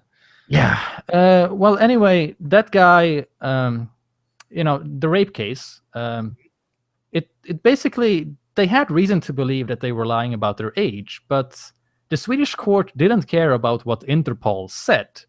They sentenced these guys to juvenile care in these relaxed facilities. And the perpetrator, who was the most aggressive during this attack and really driving the entire thing, wasn't punished at all because he didn't show up. Oh, well, I see that. So what you're saying is that the court system is optional in Sweden. Yeah, I mean, they basically had their court hearing, they sentenced him. But he wasn't in custody, I don't think, because, put simply, he didn't walk himself to prison. So he just ran away, and they can't find him because he doesn't have a fucking ID, Now,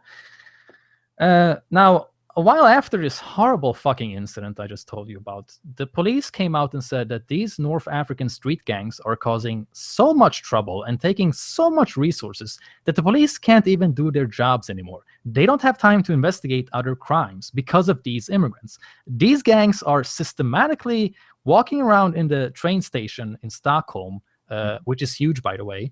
They're robbing people, stealing shit everywhere, beating up security guards. They grab women between their legs and slap them when they tell them to stop.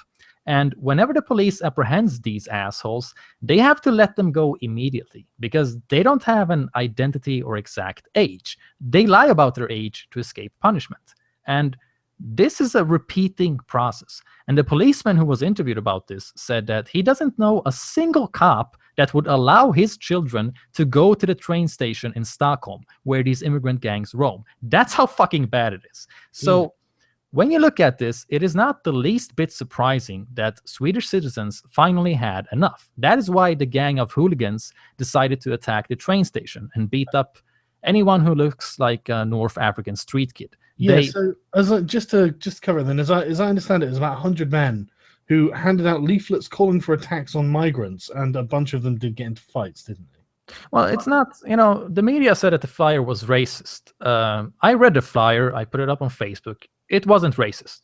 It wasn't racist at all. It basically said that, the justice system has collapsed. The social contract is broken. If you're not going to take care of Swedish citizens, we are. And we're going to go to the train station and mark against these criminal immigrant gangs who have been terrorizing people. We don't feel safe in our own country anymore, basically. But unfortunately, what happened in practice is that they just beat up any Swedish citizen who looked like an immigrant. I don't even think they managed to attack one of those criminal North Africans. So even though they might have had good intentions, it ended up being a pretty fucking racist action and not really something I would condone, since I don't condone attacking innocent people. This is the problem with vigilante justice, is that it's not really any form of justice. It's a bit of a misnomer, and you end up, being a vigilante to people who don't deserve it. I mean, you should, I mean, if you're going to do something like this, you should fucking make sure that you're choosing the right people. I mean, that you're choosing the immigrants. As it is now, they just beat on people for not being white. That doesn't really help out anyone. And, I just think it makes everything worse when you do shit like that. It's, this is the problem. I mean, because, like they were saying, the leaflet, the justice system's collapsed and it's failing to deliver justice. Well, it's true. That's not illegitimate, but obviously it's going to attract the wrong sorts either way. Even if you get like 100,000 people who are reasonable, sensible, moderate people who agree that this is factually accurate, you're going to get the sort of 1 or 2% of violent, hardline, racists who will think that you're appealing to them. Yeah, but I mean, the thing I mentioned in the start of this conversation is that I look at this hooligan attack on these immigrants in Stockholm, and I just go, what the fuck did you think was going to happen? Yeah. We're living in a country where you can just walk in without a citizenship, rob and rape as much as you want, and then not even be punished for it because you couldn't be bothered to walk to prison. I don't think anybody in Parliament has the right to judge those who take the law into their own hands, because the authorities, the courts, and the politicians aren't maintaining law and order in Swedish society themselves. So why would you expect ordinary citizens to do that? I mean, the politicians have pissed the Swedish people off to no fucking end with their racist politics, because that's exactly what it is. Their politically correct bullshit creates racism. Refugees are treated better in Sweden than senior citizens are. They get free bus passes, even cheaper dental. They're allowed to walk ahead in the housing line. The politicians are not only pampering immigrants, they're giving them perks. And then they act surprised when tensions in society reach a boiling point. They don't even live in the same reality as most citizens. Okay? Yeah. And this is another thing. I mean, the reaction to this, and I don't want to say reactionary, because again, that word has been misused too many times, but the reaction to this was inevitable. You know, you can only push people so far. You can only cover up so much before, you know, you've got a boiling pot basically, and the steam has to come out. And yeah, I mean, because people pay politicians to make society a safe and peaceful place, and not only do the politicians refuse to give people their money's worth, they also spit them in the face. I mean, if you're a concerned citizen expressing common sense, they label you a racist. I mean, don't expect people to just take this kind of shit up the ass to no end. Everybody has a boiling point. Yeah. So I mean, I think it's the politicians' fault. I mean, you know, I'm not gonna say that these hooligans were victims. I mean, everybody is responsible for their own actions, of course. But the people who are in power can also create circumstances which increase the chances of certain actions. Like, for example, if you have a high poverty rate and, you know, big class gaps, that's a breeding ground for criminality. Yeah, the same way that incentives, isn't it? Yeah, I mean, in the same way that you know, Saudi Arabia pays for mosques to be built all over the world, and then they send their Wahhabist preachers there to radicalize the Muslim population. That's a breeding ground for jihadism. And, you know, America's foreign policy is a breeding ground for ISIS. Yeah, no, it is. And that's interesting, actually. The talk of incentives is actually a good place to come sort of a conclusion to this. Because have you seen this thing that apparently Denmark is doing, which is approving a controversial refugee bill allowing police to seize asylum seekers' cash and valuables? Oh, yeah. What's your opinion of that? Well, that's a tough one, actually, because... Yeah, I mean, well, what the fuck am I supposed to say here? Well, no, it's all right. Well, that's not what you're supposed to say, just what your opinion is. But I mean, the opinion from the Independent, or from one of the political parties, is that it's a symbolic move intended to scare people away. As in, it's about creating incentives. You know, you can come here if you come to Denmark if you really have to come to Denmark, but we're not going to pay for you, I think is what they're saying. You know, you're right. Well, you know, now I came to think of this interview I saw on Danish television where, you know, it was right in the middle of this refugee crisis back in the fall. And these refugees were all coming like in loads of numbers from Denmark to Sweden.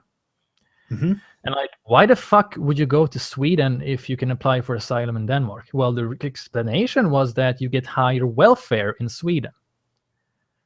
So, I mean, obviously, I think there was some guy who was a big shot in the European Union, right? Have you seen that article? It came out recently. He said that like around 50% of all migrants were economic migrants. They weren't refugees.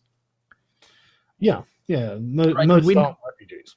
We know that to be true. So I can sort of feel like it's legit to want to scare people off like that. Because, I mean, if you arrive with a bunch of rich shit on you, like, okay. Well, I mean, they literally say here, I mean, the United Nations thinks that the measures will fuel fear and xenophobia, but Danish politicians claim that they're about creating equality between migrants and Danes.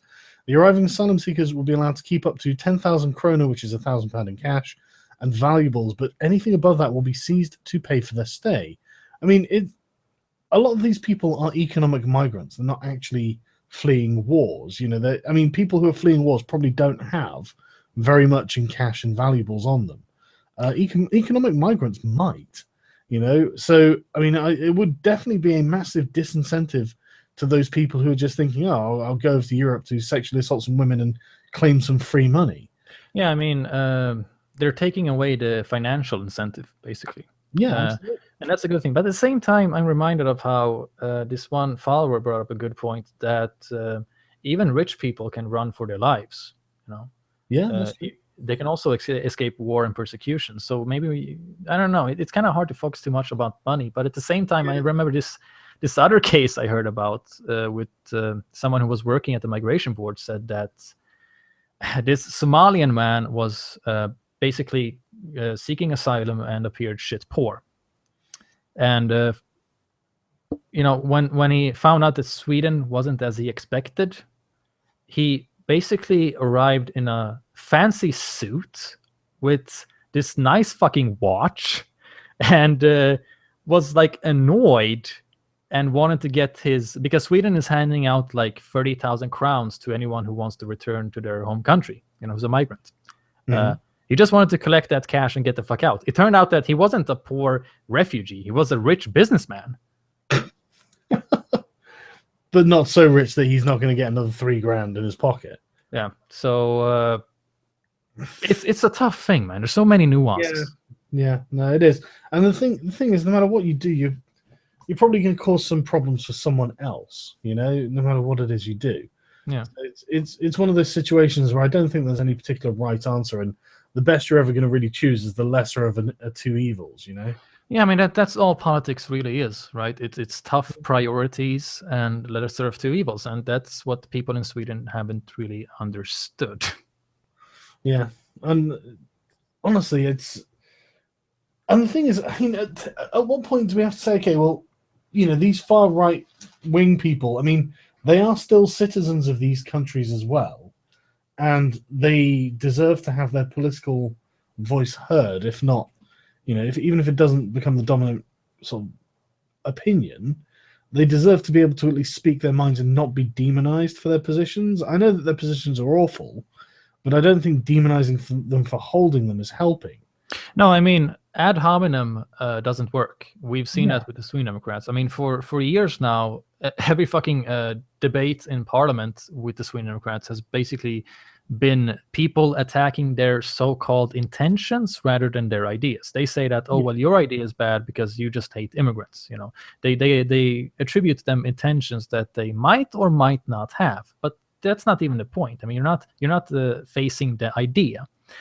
And when you attack someone's person instead of their idea, it just looks like you didn't have a counter argument, because you never countered the argument. You sort of attacked the person. That creates the illusion of someone having a point.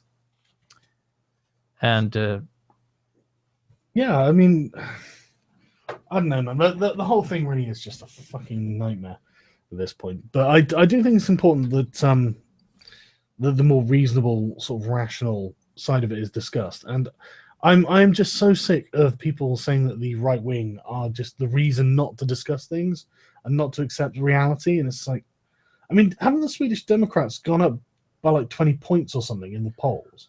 Oh yeah, I mean, it's a fucking success story. They've been, I mean, they've literally been persecuted by the media. They've been painted out as racist for years, attacked with ad hominem, all kinds of. I mean, they have been criticized more than any other party. They have been audited more than any other party, with all a bunch of scandals, and still they just keep growing. Well, I mean, I really do think it's the Donald Trump effect in action. It's the don't even care. Just don't even care. Got to the point where all the names, all the labels, all the slander, all the accusations, then it doesn't matter anymore, because reality is proving them to be right. Yeah, it's proving them to be right, but also what the media hasn't understood with the Sweden Democrats is that it doesn't matter how many scandals and horrible shit you come up with, because people like the Sweden Democrats because of their ideas. You have never faced their ideas, and no matter how many scandals you bring up, people are going to be like, oh, well, that's just another scandal. They're never going to see a pattern. It's like the same thing with the migrant sex attacks on New Year's Eve. That caused like this entire. It's like every taboo in the immigration debate disappeared overnight. It was fucking crazy to see that suddenly overnight everybody was writing these debate articles about immigrant view of women and how cultures are not equally good. Everybody was attacking cultural relativism. Mm-hmm. That was. I mean, the taboos basically disappeared overnight. It was fucking crazy, and it's interesting. But I mean, the thing that I find annoying is that what it had to take to get to that level. I mean, we basically needed these coordinated, massive fucking sex attacks in several countries all over Europe for people to fucking understand that, okay, maybe all cultures are not equal. I mean, despite the fact that for years before that, we had many cases of immigrants doing these gang rapes, and shit like that. And it still didn't go into people's heads. They had to see it in the fucking media, and they had to see it explained as a pattern because they couldn't put two and two together themselves. Yeah. And it's the same with the Sweden Democrats. You're never gonna, unless every Sweden Democrat politician, participates in some kind of huge national socialist gangbang, fuck the shit out of some girl and Highland shit. People aren't gonna, be convinced by scandals. No. The power of labels is waning, and I mean maybe it's a good thing. I really am tired of ideas being dismissed through labeling. It doesn't, like you said, it doesn't address the ideas and it doesn't change anything. All you're doing is arguing for the status quo. You're saying that it's okay that these things are happening and their opinions are wrong because of their motivations, despite the fact their opinions might well be reflecting reality accurately. Yeah, and their opinions can be shared by people who have different intentions as well. I mean, absolutely. The reason you can be against immigration is either because you hate immigrants as people, or because you have a problem with the policy, because you find the policy to be counterproductive. There's a huge difference there, but people often confuse the two, and rather they go for the first one. Yeah. They just think you're a racist. And the thing is that ideas are immortal. Mm-hmm. Doesn't matter how many scandals there are, because the scandals fade, whereas ideas will remain, and they're going to be shared by people of various backgrounds. People think that wanting to decrease immigration is a right-wing standpoint. That's bullshit. I mean, why does that have to be a politicized position? Why does that have to be a partisan position? Sorry. Yeah, well, it makes no sense because I mean, open borders. That's a capitalist thing. Okay, that benefits capitalists. Like we went over this. Mass immigration is in direct conflict with the welfare state, and it hurts the working class most of all. Yeah, absolutely does. Was it it wasn't Thomas Sowell. It was it something like, I can't remember who it was. It was quite a famous economist who was basically like, look, you can have a welfare state or you can have open borders. This is, you choose one. Yeah, you can't have both. Yeah, exactly. And I personally would like a national welfare state. So I'm not in favor of open borders. It's just mathematically impossible. I'm not. Yeah, I mean that should be the left-wing position, since left-wingers want to preserve the welfare state. Absolutely, but it's not the progressive position, because progressivism is very much informed by Marxism, and they are absolutely intersectional Marxists, and they think that, oh well, these people have got brown skin, therefore they're being oppressed, therefore they should be given various things. And it's exactly like Hayek said in The Road to Serfdom, right? And this was written in 1944, and he was saying, look, right, there are so many people who are espousing like Marxist ideals without even knowing that they're doing so. They've got like third or fourth hand ideas that have initially sprouted from the sort of, whatever various Marxist schools of thought, but have then been slightly transmuted into other areas. And now it's like 3 or 4 iterations down the line, and they don't even know that they're doing it, Yeah. Identity politics is a motherfucker, right? Absolutely. I mean, and people don't realize that that's what they're doing. And it's just like, okay, but, you're not really addressing any real issues when you do this, Yeah, it makes me, I know this is condescending as fuck, but I just want to throw out the thought and, a possible theory, because I've seen that identity politics is a minority phenomenon. I mean, most people aren't that fucking retarded, right? Yeah. So I'm suspecting that it's just the result of easily offended people, possibly with mental disorders, who found other people to hang out with. Honestly, I do think that the internet, I mean, especially for left-wing identity politics, when you have sort of right-wing nationalist, it's quite easy to persuade people to be nationalists. There's something about nationalism that speaks to Europeans in particular, but when it comes to identity politics on the left, it's worse. It's much worse than nationalism. It's suggesting that like all black people have the same life experience, and therefore, you can talk for all black people. I mean, it's ridiculous. Yeah, and then they call me a house nigger when I break their narrative. Exactly, you know, but it's just the most bizarre thing in the world. I had a good explanation for it a minute ago. I've just lost it now. Well, I saw something interesting that Christina Hoff Sommers put up on Twitter once. She was basically challenging this radical feminist who was talking about how, toxic masculinity, work environments, and whatever. And well, Summers basically said that you ever think that you're the one creating the hostile environment? I mean, you're walking around as if you have a chip on your shoulder, and the Shirtgate incident sums it up perfectly, where you basically had this guy who was, he was cool, and his shirt wasn't a problem. Then this cunt got a problem with it. And she thinks that she's talking for all women, and she says that, I would never I would never be able to work in science if someone wore a shirt like that. And I'm like, well, yeah, that's the fucking problem. Okay, the problem isn't the shirt. The problem is that you can't accept other people's style of whether it's style of thinking or style of dressing or whatever. Yeah, and it's the claim that you understand the experiences of all people of a certain arbitrary demographic. I mean, one thing, I swear to God, I'm going to really undermine my own left-wing credentials here, but I keep having to quote like right-wing thinkers who are just making good points, because like Thomas Sowell was like, look, if you genuinely cared about this sort of stuff, you wouldn't be like, oh, well, black people are on average more poor, therefore we'll give black people extra money or scholarships or anything like that.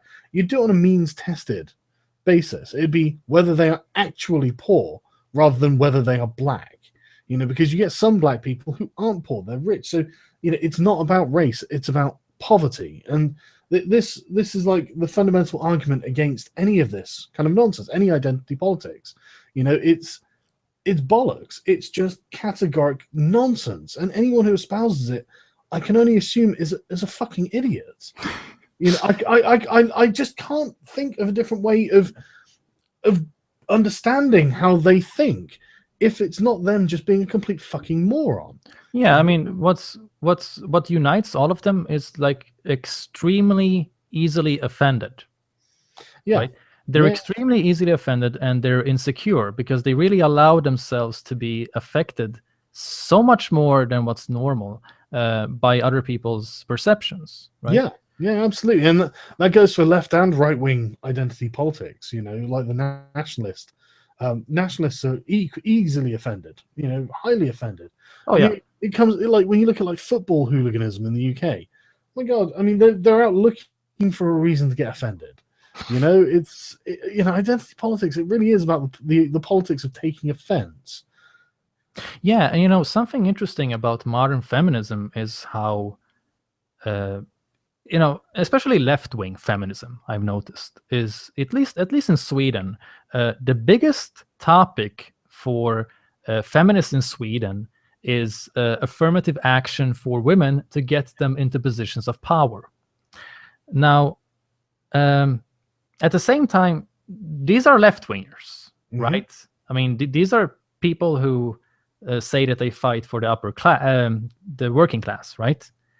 I found it really weird that their biggest issue in society is to gender balance the upper class rather than to decrease it. Yeah, they're not interested in gender balancing the sewage workers or the garbage man, but the upper class, they need gender balancing. Exactly. They want to have more women in positions of power. And I'm like, that's so fucking vacuous. Like that's so shallow. That makes no sense. Women aren't less corruptible than men. If you put women in positions of power, they're not gonna do better things than men, right? Well, I mean that's you being a bigot, though, isn't it? I mean, surely you couldn't possibly suggest that women are equally as corruptible as men because they happen to be the same sort of equals that men are. I mean, that would be terribly bigoted. Yeah, I mean, they're basically, modern feminism is treason towards the working class, if you ask me. Yeah. I mean, they basically lost identity. Feminists know that, though. They know that. I mean, when talking about their own history, they will literally say how feminism, it's born out of a racist, classist movement of rich white women. And I'm quoting a black feminist when I say this. It's a method for upper class white women or rich white women to oppress everyone else. Now, they were the words of a black feminist. It's like, okay, well, there we go. You know, why would anyone want to be a feminist if that's how feminists are describing feminism, or at least the history of feminism? You know? Well, did she say that as a good thing? Oh, no. She thought it was a bad thing. Oh, okay, right. I mean, in this video, this black girl was literally saying like, well, I don't really like feminism, but I kind of have to wear it. You know, it's like something you have to do. And I'm thinking, Jesus Christ, that's awful. You know, that sounds like she's joined a religion that she doesn't. You know, she's grown up in a religion. You know, like she's a Mormon. Yeah, basically, it's not something I like, but it's everyone else is doing it, so I've got to live with it. Yeah, well, you know, it's become that way that if you say that you're not a feminist, people think you hate equality. Well, that's kind of what the feminists are kind of trying to push, but I don't think people genuinely think that. I mean, fewer women now are identifying as feminists than they did in the 60s, the 70s. Okay, well, I think that might be a Swedish thing then. Oh, go on. I think that that's... Hello? Yeah, I'm here. Can you hear me? Yeah. Did I disappear there? No. You're good. Oh, okay.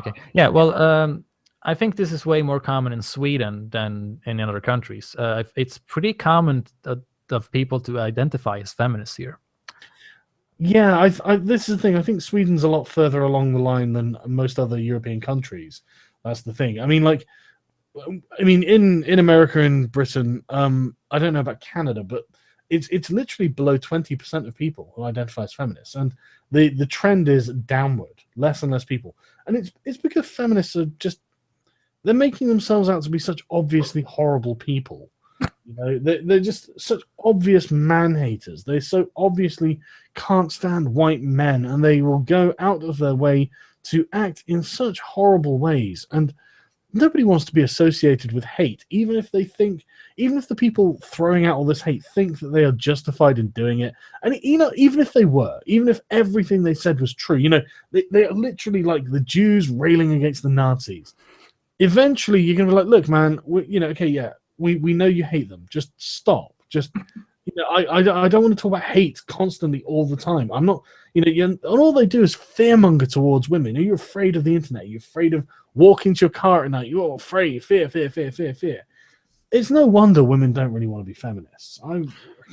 Yeah, well, it's interesting because the numbers are bigger in Sweden. Like they're not. They're above. I mean, fuck, I can't remember the exact number, but it was either 30% or higher. I mean, no, I can believe it's quite a lot higher in Sweden. But I also think that, you know, some of the insane shit I hear about feminism hasn't reached Sweden. Like, there's things that I've only heard about America. Well, go on, like what? Fuck, I can't really think of any examples. But for example, there was this thing that Joe Rogan talked about this, how now they want to say that if two people who are equally drunk have sex, the man should be tried for rape. Yes. That hasn't shown up in Sweden. Really, what happens if two drunk people have sex in Sweden? Well, I mean, we do have the consent discussion, and it's like you probably shouldn't have sex when you're drunk. But I mean, it hasn't reached that totalitarian sexist level that I've seen in that Rogan described. I actually haven't seen anything really about how, you know, drunken sex to that degree. Well, that's fucking good, because that's a major issue in the United States, really. Not really. I mean, it might be in Canada as well, but I'm most aware of it in the United States, the Title IX laws and California's affirmative consent laws. So yeah, it seems to be an American phenomenon, to be honest. Yeah, I mean, we don't really have that problem over here either. I mean, if a man and a woman get drunk and have sex, and no one's, you know, it's consensual, you know, like nobody's screaming no, please no. Yeah, I mean, nobody sees that as rape here. So yeah, it's weird how we're not. Either. At least I'm not aware of it if they do. It's weird how America, in some degrees, has gone full retard more than Sweden. Well, it's when it comes to things like sex and like rude language as well. America's always been really puritanical. It's just always the way it's been, isn't it? You know, I mean, like, like I find it amazing, like how people attribute so much value. They treat cuss words as a bigger threat than violence. I mean, cuss words are a bigger deal than Arnold Schwarzenegger shooting down people. Yeah, I mean, like there are like interesting linguistic things as well. Like, in Britain, we'll say arse, which means a rear end, and we'll say blah blah arse or whatever. But the Americans decided to change it to ass because arse was a reference to a rude part of the body, whereas an ass is a donkey.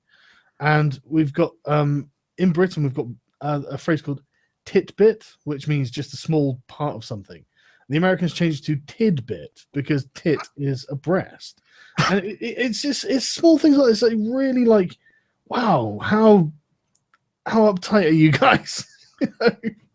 That's amazing. I mean, that's social engineering bullshit, really. Well, I don't even know if it's social engineering. I think it's like the sort of prissy American middle class, upper middle class, where it's the suburb dwelling, 2.5 children, nice detached house and 2 cars in the driveway. I think it was them from like the 60s and 70s who brought that in rather than, I don't think it was necessarily engineered. I think it was just what they preferred, Right, because they're prude. Yeah, because they're prudes. But yeah, no. So I think the affirmative consent things. It seems to be generally American. I'm not aware of any man being charged with rape after having consensual drunk sex with his wife in Britain. And it's interesting you don't have that in Sweden as well. Well, we don't have. I mean, we do have the consent debate, and there's been some debate over consent law, but it's not as bad as America. I mean, I see things in America where, like, for instance, Paul Joseph Watson did a video on the fat shaming movement. People who are against fat shaming, and it was like, I mean, the shit I saw was insane. It was like people wanting to ban comments about fat people. Well, I mean, New York actually has laws about manspreading on their subway now. So, what? Oh, Google it. I swear to God. That's fucking amazing. Oh, yeah, that's not a thing in Sweden either, really. I mean, sometimes people try to import those problems, but it stays in that little Twitter sphere of the most radical feminists, and it doesn't go out of there. So, yeah, but I've heard about manspreading, and that's amazing. I think people have actually been arrested for manspreading in New York. You know what the insane thing is? The whole manspreading conflict or problem or whatever just arose because women were too fucking cowardly to tell men to just, hey, scoop over. Yeah, basically. I mean, it wasn't a problem where men were like, oh, I have the right to take up 2 seats. It was like they just didn't have the fucking guts to say, oh, hey, stranger, can you just move in a little? Yeah, I mean, and I think that I can't believe for a second that it's actually the dreadful problem that they're making it out to be. I really can't. Just fuck off. Just, it's such bollocks. There are women in the third world getting their clits hacked off as routine part of their childhood. And they're like, yeah, but men are taking too much space on the trains. Oh, fuck off. Just, if we're going to talk about something, we're not going to talk about you being inconvenienced. Yeah, I mean, I haven't experienced manspreading as a problem because I just sit down, I just sit down next to the guy and he gets like, okay, I put in my leg, Yeah, but you're probably manspreading over him. Oh, I'm totally manspreading. I'm a total manspreader. I open my crotch and just, hello world. So I would probably go to jail if I came to America. Yeah, you better watch it, man. I'll stay in Sweden. Basically, yeah, it's somehow it's safer. You know what's pretty hilarious, by the way? Sweden is so progressive that we don't have rape in our prisons. What? Yeah, I mean, if you look at America, the rape statistics are pretty bad. I mean, we're talking about, I've heard numbers that said that because of prison rape and prison rape culture, Yeah, men are actually the majority victims if you include prison. Yeah, or at least half. I mean. Yeah, no, it is. It's a huge number. More in prison than outside of it. Yeah, and we don't have that in Sweden. Like What do you have in it Sweden? just doesn't exist. If I go to prison, there just isn't the idea in my head that I could get my asshole beamed out, because it's just not a part of Sweden somehow. Well, honestly, that's a good thing to hear. And if I ever go to jail, I'd definitely like to go to jail in Sweden, because I don't want to go to any jail where I'm likely to get raped. Yeah. So the thing is, right, I don't think that it's a massive problem in the UK either. I've not heard that it's a huge problem. You only hear that it's a huge problem from America, and I'm not trying to shit on America, but these are things that they seem to have exported, ideas that they have exported. I'm not familiar with like massive amounts of fucking homosexual rape in British prisons. I've never been to prison, but I've had a cousin who's gone to prison and he didn't say anything about it. So, and I would have thought that'd be the first thing he'd say. So, well, actually, I don't think that would be the first thing you'd want to say. I don't know. I think he would tell me if that was going on. I think. Okay, he's an open-minded guy. Yeah, no, he's more that he blabs. He can't keep his mouth shut. Right. I love him dearly, but he says the first thing that's on his mind. So it's not always a good thing. But yeah, he would have said something about it. I'm sure of it. Okay, well, it's funny because it's such a thing that I found this black guy who was doing a vlog on YouTube, and basically he did a fucking tutorial on dropping the soap. Someone asked him a question about dropping the soap, and he basically explained how it works, and it was something like, if you're like standing in the showers and just looking at other men, and they see you looking at them. And someone because looking is a signal. That's the first step. The second step is someone slapping you on the ass. Now, you have two options here. Either you react like a little schoolgirl and giggle and go, hee hee. And that's like, yes. Or you beat the shit out of him and that's no. Yeah, I think that's what I'd have to do. What? So it's basically like, it's not as you see in the movies where everyone gets really violent. It's just like an invitation, right? Yeah, it's like there's this fucking like culture with social codes and cues that you have to work on. It was like the wearing of the jeans around your ass and stuff was some sort of signal or something that came from prison. Yeah, that the people like drop their pants. I don't know how true that is, but that's what I've heard. Have you seen The Booty Warrior? No. You should go on YouTube and search Booty Warrior. They did this documentary crew were doing like these prison episodes, and they came across this black guy that like had this philosophy about raping ass. It was basically, he was talking about how booty was more important than having food and water. I like the way that you can actually formulate a philosophy about raping ass. It's pretty amazing. That's my worldview sorted out. What's your worldview? Well, I need to just basically fuck as many asses as possible. Yeah, booty was really big to him. Well, I can tell. It sounds like an obsession. Yeah, and he was rapey as fuck. He was like, he said that he would walk up to people and be like, we can do this the hard way, or we can do this the easy way. Choice is yours. Jesus Christ. He even went so, the fucking clip ends with him saying that in his prime, when he was younger, not even the camera crew interviewing him would have been free from his advances. Jesus Christ. That's how fucking horny this guy was. That's the textbook rapist. Yeah, that guy sounds like the sort of guy who is probably being arrested by the Cologne police.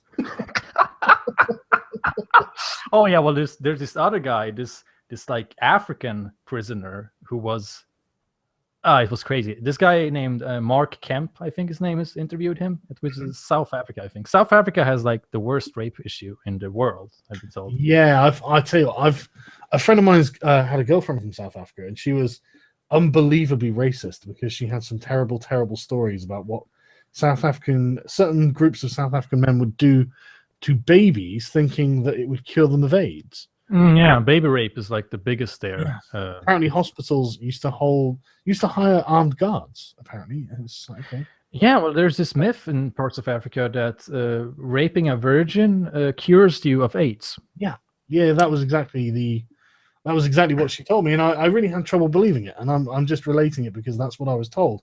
I don't know whether this is true, but I mean, I've heard it from several sources. So I mean, I hope it's just a terrible urban legend. Well, no, I mean, I'm pretty sure I've heard from legit sources that this is a problem. HIV is a big problem, and this is a part of the problematic. But anyway, he was interviewing this black prisoner, and they were talking about raping men. And this prisoner, I mean, Ross is a white guy, so he just asked the black guy, like, "Does that make you gay?" And the black guy said, "No, because he is the woman." Yeah, well, that's the same. That you know what? That's actually the view the Vikings took of it. What? It didn't really matter what you were fucking as long as you were the one doing the fucking. So that's amazing. Yeah, I mean, it's not gay if you're the one who's got your dick in someone else's ass. That's exactly the reason why it would be gay. But yeah, it's about power dynamics. It's about who's taking it, who's giving it. That's amazing, because at least this black guy had the excuse that, oh well, he does the dishes, he washes clothes, so he's the woman. I mean, at least he has some kind of rationalization past that, but but still, it's just bad. Like, why not acknowledge that you're at least a semi-faggot? Well, I mean, I guess, was this guy in prison or not? Was this just in? Oh, it wasn't prison. It was a really bad prison. Oh, it was in prison, right? Okay. Yeah.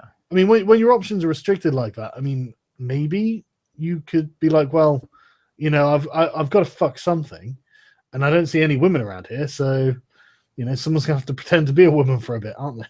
Yeah, but I would use that as an argument for why most people are probably bisexual in nature, or that sexuality is ambiguous generally.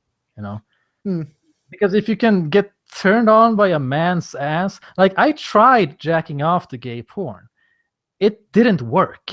Like it really didn't work. I just couldn't get on, the physical form of a man. It's not very progressive. You're gonna have to do it until it works. You need to really knuckle down and get this sorted out. We can't have you not masturbating to gay porn. It was a prison rape porno too. Hey, did you see the Twitch streamer who finished his Twitch stream and forgot to close the stream, and then he gets up a bunch of rape porn, starts jacking it on the Twitch stream? It's just like, Jesus Christ. I mean, it probably wouldn't have been so funny if it wasn't like the image is going around as a picture of a woman being pinned down on the fuck. It probably would have been less funny if it wasn't such a brutal porn that he's watching. Yeah, I think. I mean, I don't know whether he's had his Twitch account banned or not, but my God, that's the funniest thing I've ever heard. Just what? So yeah, I'm going to end the stream before I do start jacking off. But no, it's coming on midnight, so I think I'll probably have to. Yeah, I gotta get drunk, so. Yeah. Basically, that's what I was thinking. After talking about all this fucking depressing shit, now I need some beers, man. I prefer wine. Well, I've actually got my taxa. I've got Greek brandy. Well, I absolutely adore it. I went to Andorra recently on holiday for a friend's stag do, and I went into the duty-free shop there. Andorra isn't part of the EU, and so their duty is really low on alcohol. I got 7-star Metaxa for €9. A litre bottle of 7-star Metaxa for €9. I mean, I went to Greece a few years ago, and I was paying €15 a glass of this stuff in the hotel. And so I was just like, holy shit. So that's what I'm going to be drinking in a minute. That's awesome. Yeah, it was amazing. It's absolutely delicious as well. But yeah, no. But anyway, thanks a lot for coming on, man. I've really enjoyed the chat. So it's been nice just to shoot the shit afterwards as well. Yeah, thanks for having me, man. It's a pleasure to be on your show. Yeah, well, I mean, honestly, we'll probably do this again in a few months or something when some more ridiculous shit has happened in Sweden. Yeah, I'm your Swedish expert, so just hit me up whenever you need anything about Sweden. Yeah, you're like correspondent on the ground, aren't you? Whereabouts in Sweden are you, just for reference? I don't give out my location since I want to avoid people to. Okay, is it near Stockholm though? Is it near a major area, or is it some sort of hick area in the country? I'd rather not say. Oh, okay. No, it's fine. It's fine. You don't want to say. I was just... I don't want to. I don't want to. How do you say it? I wouldn't want to understate my misanthropy. It's an interesting thing to say. Right. Are you saying you live in a cabin in the woods somewhere because you hate society? No, I'm not living in a cabin, but it would be fucking awesome to have a cabin, man. You know how many times I've thought about that? It's like, man, the fucking woods. I love the woods. Yeah. But yeah, I mean, I just don't. I really don't have any interest whatsoever in meeting neither the left-wing extremists who want to torch my apartment or fans who want my autographs. I think both of those are equally disgusting. Oh, that's not very nice. I don't want anything to do with them, and I think being idolized or having like semi-stalkers, I'm not very comfortable with that. Just putting people on a pedestal to me feels like it just reminds me of what I dislike about mankind in general. No, pedestalizing people is never a good idea. Because no one ever lives up to your expectations. Never meet your heroes, seriously. Yeah, and I was, I've actually been recognized a few times when I've been out, and it's been like okay interactions, but not something I would want to do often or have like long encounters. Really? Where like people be fucked up, like PewDiePie, for example. Oh god, I bet he gets recognized all the time. Oh, dude, I saw a video where he was like in some, maybe it was an Asian country or something, but there were like 50 fucking people surrounding him, screaming, delirious with joy. That type of shit is fucking scary to me. Yeah, I don't think anyone would want that. That's like religious shit, It's literally cult of personality sort of stuff, isn't it?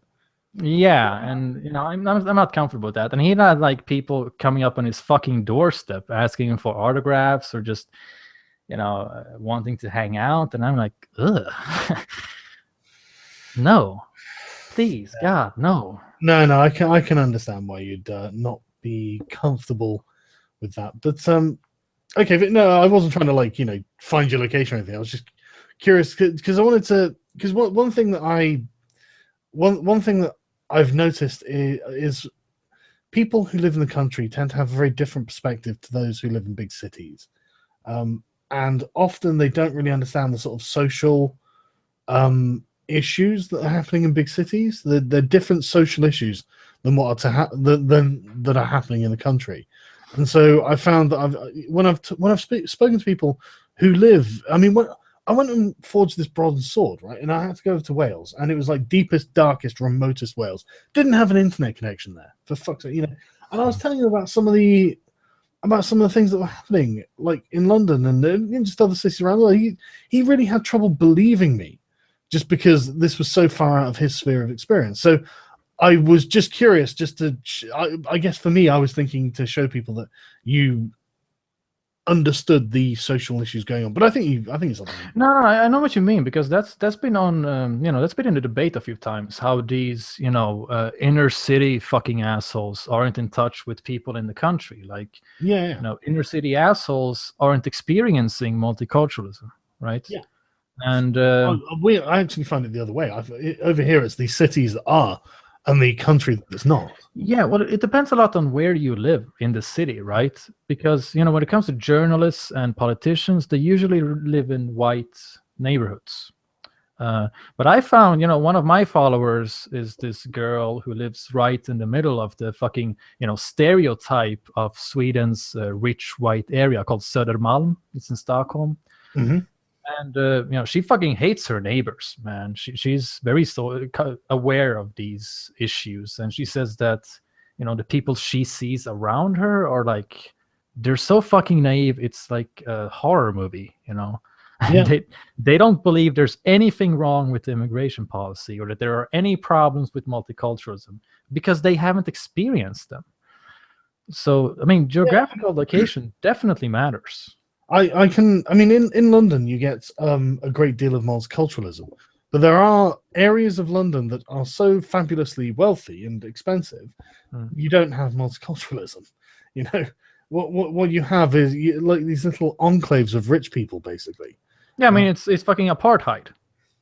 Yeah, it is, and it's not on purpose or anything like that, but it's just inevitable in a lot of ways. But anyway, it's that's another talk for another day, isn't it? But I'll definitely have you on again, man. And we don't necessarily have to talk about Sweden or anything specific. I quite enjoy just shooting the shit with you, actually. Oh, cool. Yeah, same here. Yeah, cool. But yeah, okay. Well, again, thanks for coming on, and thanks everyone for listening, and I'll see you all next time.